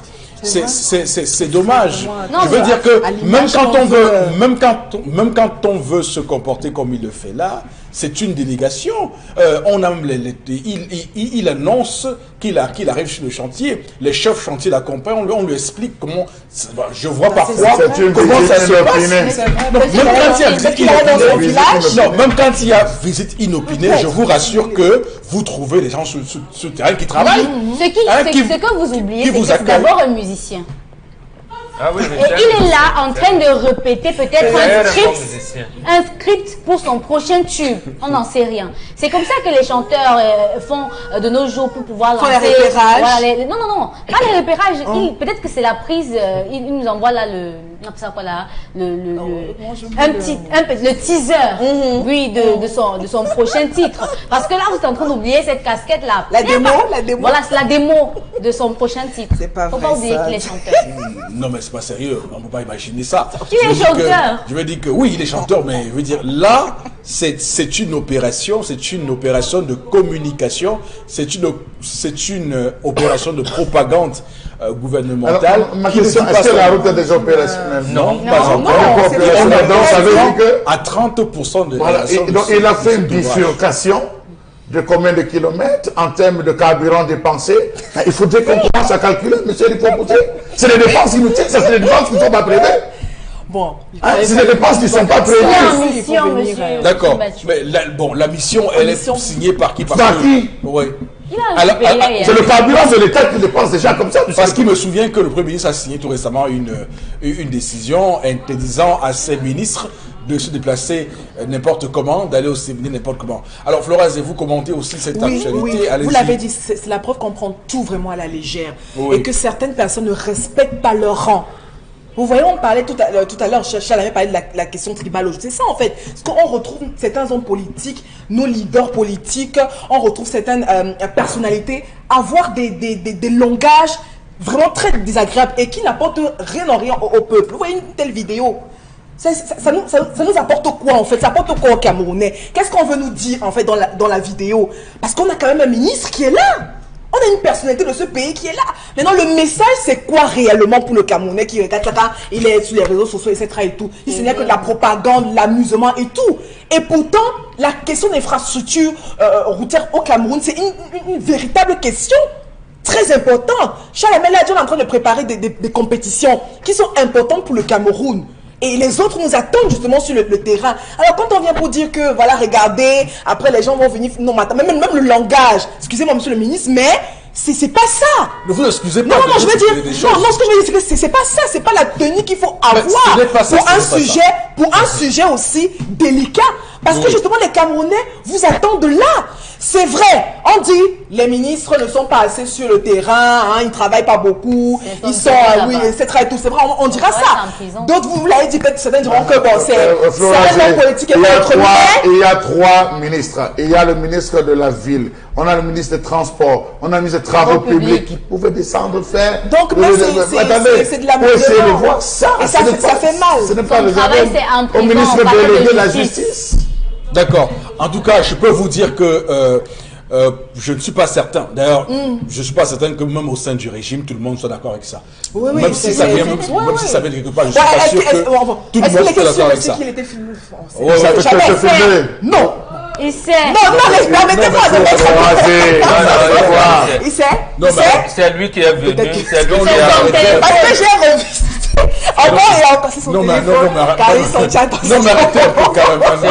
C'est lui qui a organisé ça. Non, mais attendez, j'ai essayé de toutes les issues possibles. Oui, mais parce que vous, Flora, vous donnez une ampleur à la fonction ministérielle. Voilà. Vous lui donnez un contenu. Voilà, c'est que vous respectez cette fonction de ministre. De l'avoir aussi galvaudé comme on le voit là, nous sommes clairement déçus parce que je pense quand même que nous étions déjà dans ce pays assez embêtés par ces ministres qui étaient happés par l'opération Épervier et qui avaient carrément foutu en l'air cette fonction de ministre. Mais là, on a atteint un autre niveau de la désintégration de la fonction de ministre au Cameroun. Vous avez dit qu'on a atteint un palier encore plus bas que bas après ce qu'on a vécu des opérations Épervier et tout ce qu'il y a dans cette fonction. Je vous il prend le fauteuil d'un celui qu'on appelle Dr Fougui. Voilà. Qui avait pris le fauteuil de Maurice Kamto. Tout à fait. C'est-à-dire que vous remplacez 2 personnalités de cette envergure. Et vous venez, vous justifiez alors faire vos marques en faisant ce qu'il fait là. Ça veut dire qu'en fait que le prochain ministre délégué à la justice, ce sera n'importe qui, ce n'est pas bon. Il va marcher. Très bien. Merci pour ce buzz. On va tout de suite terminer avec vous, Florazé, dans cette revue. Oui, il faut aussi on parle de sport avec la CAN U17. Alors, le Cameroun, champion d'Afrique. Rappelons quand même que nos lionceaux indomptables ont rapporté, ça c'était hier, on était à Dar el Salam, c'est en Tanzanie. Alors, leur second titre de champion d'Afrique U17, je rappelle, en s'imposant au tir au but. On est à 5 buts à 3 face au Sili national de Guinée. Rappelons quand même que les 2 équipes s'étaient aussi séparées sur un score de nul et vierge 0 partout au terme de 90 minutes réglementaires. Donc les leçons succèdent aussi ainsi aux Aigles du Mali, double vainqueur lors des éditions 2015 et 2017. Belle performance en tout cas, félicitations au coach Thomas Libi, en tout cas à toute cette équipe qui ont fait honneur justement au Cameroun. Je rappelle que le président lui-même a fait une sortie encore sur les réseaux sociaux pour féliciter cette jeune pépinière qui remporte également ce sacre. Eric Fopoussi. Bon oui, c'est vrai qu'on a une image on a fait un screenshot également de cette réaction du président sur Facebook et aussi qui est pourquoi pas qui félicite les U17 justement après cette belle performance. Alors je rappelle également que le ministre des Sports et de l'Éducation physique a annoncé le retour triomphal de ces lionceaux ce jour à Yaoundé. Il y a l'itinéraire qui a été donc prévu. Allez sur la page Facebook du professeur Narcisse Molekombi pour avoir l'itinéraire. Ils vont arriver et le ministre demande aux populations de sortir, réserver un accueil chaleureux, un accueil triomphal à ces héros qui arrivent. Donc, ils vont arriver normalement, il va arriver normalement à 11h. J'imagine que leur avion est déjà sur le tarmac de l'aéroport international de Simalène et qu'ils sont désormais déjà sur cet itinéraire-là qui a été choisi pour qu'ils puissent montrer le trophée aux Camerounais. Il y a également que cette victoire est quand même celle d'un homme. Je voudrais ici rendre hommage à Thomas Libi qui fait un travail exceptionnel, qui a fait un travail fort important, mais également à ses côtés Bill Chateau qui lui également travaille avec lui. C'est intéressant de voir aussi ces anciennes gloires du football camerounais être au-devant de la scène, comme quoi on n'est pas toujours obligé d'aller importer la main-d'œuvre à l'étranger pour faire gagner nos lions indomptables. Donc c'est un exemple également à suivre, mais on ne peut pas non plus occulter le fait que le football camerounais au niveau local est un désastre. Bon, Bengan. Absolument. Oui. Je suis tellement d'accord avec vous. Il faudrait peut-être ajouter une petite chose, c'est qu'il n'existe pas de championnat de cette catégorie au Cameroun. Donc, ça veut dire que M. Libi et Bill Chateau ont dû faire un travail, j'allais dire des titans, pour amener l'équipe nationale à cette victoire-là. C'est vraiment à féliciter. Mais l'autre chose que j'ai vu comme entorse, on vous dit la délégation officielle du Cameroun est conduite par le ministre des Sports. Et malgré le fait que l'actuel président de l'Africafoot a été pendant longtemps le directeur de protocole à la CAF, il a voulu amener le ministre des Sports. Ce n'est pas son rôle là-bas. Et le Cameroun est toujours dans ces incongruités-là. Au point où, lorsqu'il vient, lui, président de l'Africafoot, vient là avec le président de la CAF et l'autre président de la Fédération guinéenne, on les attend. Il voulait absolument que le ministre les accompagne. Le président Ahmad de la CAF était obligé de lui dire, mais c'est là, il n'a rien à faire ici. Il n'a rien à faire ici. Donc, je ne comprends pas. Et ça existe dans toutes les délégations sportives. Vous allez au volleyball, au handball, tennis, c'est toujours comme ça. C'est toujours comme ça. Et vous voyez, il est chef de délégation où il n'est pas connu dans ces instances-là. Non, peut-être le pouvoir de l'argent. L'État aussi. L'État peut le mettre en mission. C'est son département ministériel. On le met normalement en mission pour aller encadrer. Mais maintenant, qui l'accrédite? C'est le président de la Fédération camerounaise de football qui lui donne une accréditation. Mais comment il va lui donner une accréditation en disant que c'est lui le chef de la délégation alors qu'il n'a pas de parole là-bas? Très bien. On ne l'écoute pas. Donc, moi, il faut vraiment qu'on cesse avec de telles incongruités. À la limite, même lorsqu'il avait été, on demandait, on peut faire Nantos lorsqu'on vous donne l'organisation d'une compétition. Par exemple, vous avez vu pour le cas du Maroc, là, on peut, parce que c'est l'État qui a signé ces conventions avec la CAF, la FIFA et autres. Là, on peut remettre le drapeau au ministre en lui disant, votre pays va organiser la prochaine compétition. Là, ça se comprend. Mais pour les autres communautés, ils ne sont pas là. Alors, Chalamel, quel est votre commentaire? Vous sentez quand même que ces gamins, ils ont vraiment 17 ans, moins de 17 ans? Monsieur Rifopoussi, je n'ai pas envie de dire que c'est des vieux. Je n'ai pas envie de le dire. Et ce serait même mal poli et mal placé pour moi de le dire. Non, on a fait un test. On a fait un test de carbone. Vous savez que le Maroc, au début de la compétition, a remis en cause l'âge des joueurs camerounais.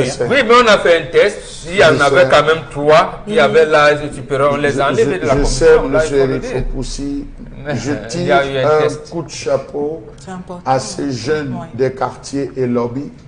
Je tire un coup de chapeau à ces jeunes des Matanda. Je tire un coup de chapeau à ces jeunes qui se débrouillent dans la boue, qui glissent sur des sissongos, qui se blessent dans les graviers pour venir, M. Eric Fopoussi, nous donner ce type de résultat. Mais je suis contre la récupération. Et Dieu merci, le président de la CAF a commencé par me soulager à travers la grosse boute qu'il a orchestrée au niveau du tapis rouge lorsque le ministre a voulu s'avancer. Tout le monde l'a vu. Je dis, je suis content. L'itinéraire qu'on est en train d'organiser maintenant pour dire qu'ils vont faire le tour de Yaoundé, faire le tour de ceci pour présenter, faire le tour de M. Eric Fopoussi. C'est voilà des jeunes qui ont besoin d'avoir de l'argent. Qu'on commence à dire qu'on va les payer, On va organiser, ils vont s'asseoir, qu'on arrête ce pantouflisme dont vous parlez, monsieur Ifopoussi, qu'on arrête. Est-ce que le public est amoureux? On n'en a pas besoin. Ces jeunes n'ont pas besoin d'être instrumentalisés. Demain, on va dire, on va les recevoir au palais. On va faire ci, on va faire ça. On fait les payer ces jeunes. Oui. Avec les primes et tout, hein, vraiment payer. Oui, absolument. Ok, très bien. Merci Florazé pour cette revue des réseaux sociaux. On a pris beaucoup de temps pour ça. On va, avec vous, toujours lire quelques messages. Avec vous, Florazé, lire quelques messages de nos téléspectateurs ce matin qui, en ce 29 avril, souhaitent eux aussi avoir voix au chapitre. Nous sommes avec vous. Alors, autre réaction, hein, je pense aussi que ça peut être un sabotage pour celui qui a gagné le marché. Il se prend pour des encouragements, la rage par rapport à la vidéo. Je ne sais pas quel est le lien, monsieur. Alors, le ministre est un griot du pouvoir. Hein, voilà. Non, attention avec les griot, mots. c'est trop bien dit. Hein. Non, laissez-moi, c'est un thème qu'on le ministre Momo reste un ministre. On lui doit également le respect et la dignité due à sa fonction. Et due à ce qu'il soit aussi un être humain. Alors, vraiment, est-ce qu'on va pouvoir... n'appelez pas ces contacts, s'il vous plaît. Alors, il vient juger également la route, comme on le voit en image, mais il confond également son portefeuille, en tout cas. Voilà, une autre réaction de Richard qui réagit ce matin. Autre... oh là là, il y a tellement... cet acte est irrecevable. Voilà, parlant de la vidéo. Autre réaction aussi, quand on est ministre, on est solidaire du gouvernement, sinon on démissionne, mais faire la promotion, ce n'est vraiment pas son boulot, donc il risque d'être comptable en cas d'échec. Il n'était pas là quand cela a commencé, donc il doit être dans son bureau pour travailler, nous dit notre cher ami ce matin. Il est très... autre que le régime également règle ce problème du nord de la crise anglophone nord-ouest au sud-ouest, lorsqu'il faut dialoguer, qu'on le fasse réellement, qu'on trouve les interlocuteurs, mais voilà, pour régler cette question, les gens ne cessent de mourir, arrêtons de jouer. C'est fou qui réagit. Autre réaction ce matin, prions l'Éternel, prions l'Éternel qu'un jour tout ceci s'arrête et que le Seigneur nous protège, voilà, de ces enlèvements. D'accord, merci. On va en lire d'autres tout à l'heure. Avant cela, voici l'interpellation de ce matin, madame, monsieur. Restez avec nous sur Equinox Télévision. Regardez.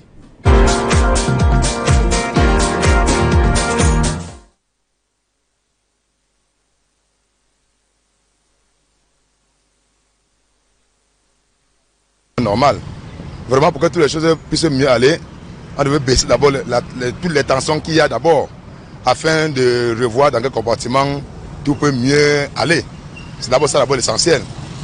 C'est essentiel, parce qu'on regarde un peu de part et d'autre, il y a un peu beaucoup de tensions là, ce qui n'est pas normal pour notre pays. Un pays qui doit vraiment avancer doit avoir d'abord une tension, d'abord baisser, une température normale. C'est ça. Et pour conclure mes propos, en ce qui concerne l'avancement de notre pays, nous devons tabler tout d'abord sur la paix et la tranquillité sur tous les territoires, ce qui est très important. Alors, et penser aussi au travail des jeunes. Beaucoup de jeunes sont en divagation aujourd'hui, ne savent plus ce qu'elles souhaitent se vouer, juste parce qu'il n'y a pas cette paix sur tous les territoires. Il faut penser aux engagements et de différents emplois à créer pour que les jeunes puissent avoir du travail pour pouvoir survivre. Je pense que passant par là, on aurait un point d'avancement dans notre pays. Je veux souhaiter ici particulièrement bonne année à toute la population camerounaise, ceux sur le territoire et ceux de la diaspora. Vraiment, qui comprennent qu'on est toujours ensemble. Une bonne et heureuse année à tous ceux-là. Voilà, retour sur ce plateau, madame, monsieur, pour commenter cette interpellation de Bengan, le combattant quand même, qui est allé un peu sur tous les terrains. Hein. Il a tâté tous les terrains avec son interpellation. Il a commencé par les tensions qui minent le pays, le climat socio-politique. Je rappelle que de nombreux pays étrangers et même des organisations internationales se sont prononcées sur ce climat socio-politique au Cameroun, mais aussi il a évoqué sur la faim, ce qui pourrait permettre aux Camerounais d'être à l'aise, donc le travail, l'emploi des jeunes précisément. Oui, moi j'ai eu l'impression d'écouter un militant de 11 millions qui ont l'habitude de dire qu'il faut libérer, protéger les énergies. Oui. Donc je pense que c'est de ça qu'il s'agit. Lorsque la confiance n'existe plus entre les populations, vous allez faire quoi? Personne ne va plus s'investir, ni pour protéger son voisin, ni même pour ses propres enfants. Est-ce que le climat est aussi tendu que ça? Est-ce qu'on peut partir de ce postulat et dire que le climat ce qui se passe au marché, le langage est violent. Le Cameroun a une crise multiforme. Nous sommes dans l'impasse. L'impasse morale et sociale réside en ceci. C'est quelqu'un qui vous dit, mais tout le monde est corrompu. Tous les Camerounais sont corrompus. Oui. Tous les Camerounais sont des menteurs. Mais ça vient d'où? Est-ce que tous les Camerounais sont des tricheurs? Est-ce que, voilà, c'est ce qu'on appelle ce blocage-là. C'est cette impasse. Or, l'impasse politique peut résoudre le reste. L'impasse politique a deux dimensions. La première dimension, c'est l'incapacité du pouvoir à résoudre les problèmes de ses citoyens.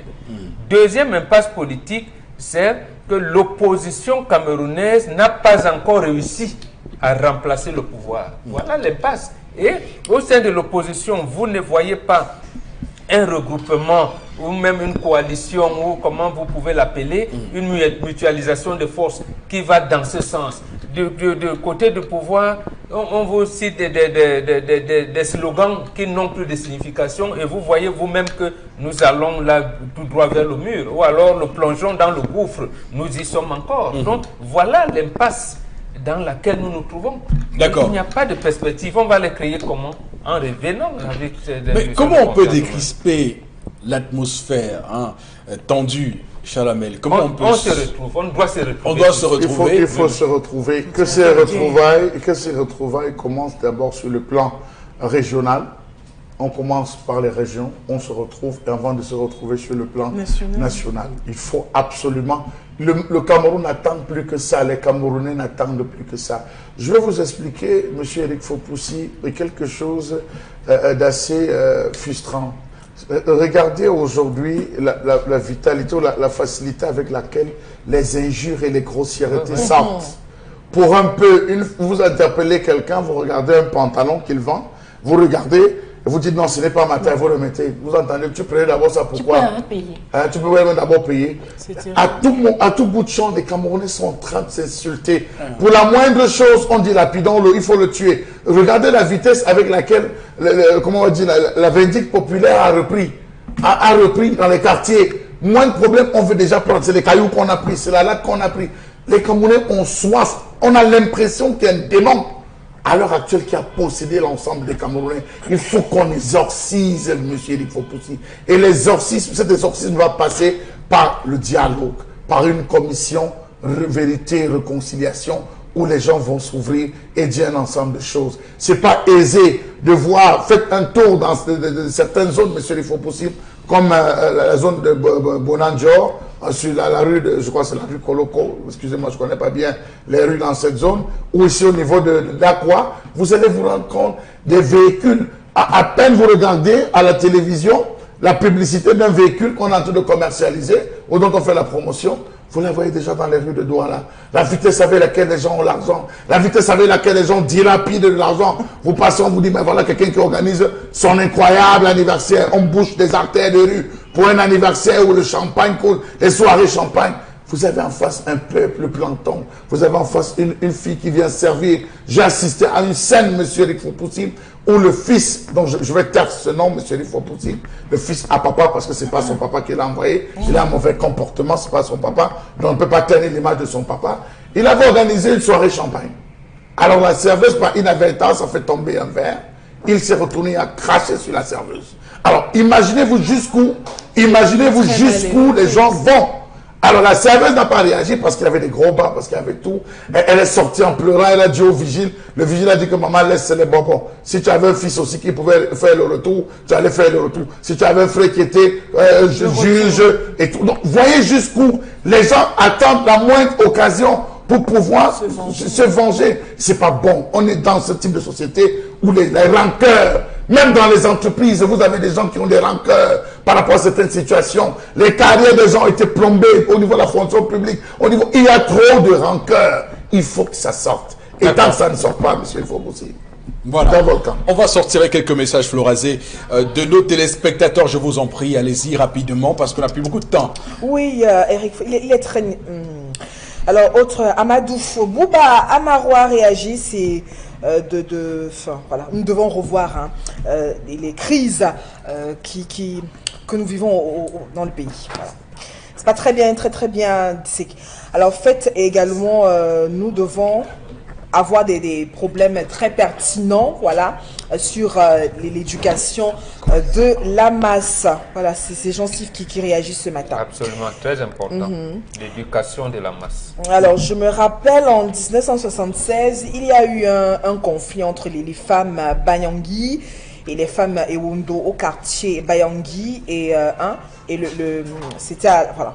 Aïdjo avait envoyé, le président à l'époque avait envoyé des ministres, Emmanuel Egletabi et Aïssine Vodo à Douala, et le problème fut résolu. C'est Joachim à la cité SIC qui nous refait donc cette histoire. C'est vrai, je me rappelle. Oui, c'est pour prendre également l'exemple de Chucha Lamel qui a tout à l'heure évoqué qu'à Obala, aucune élite de ce coin n'est allée s'enquérir de la situation de ce côté-là, malheureusement.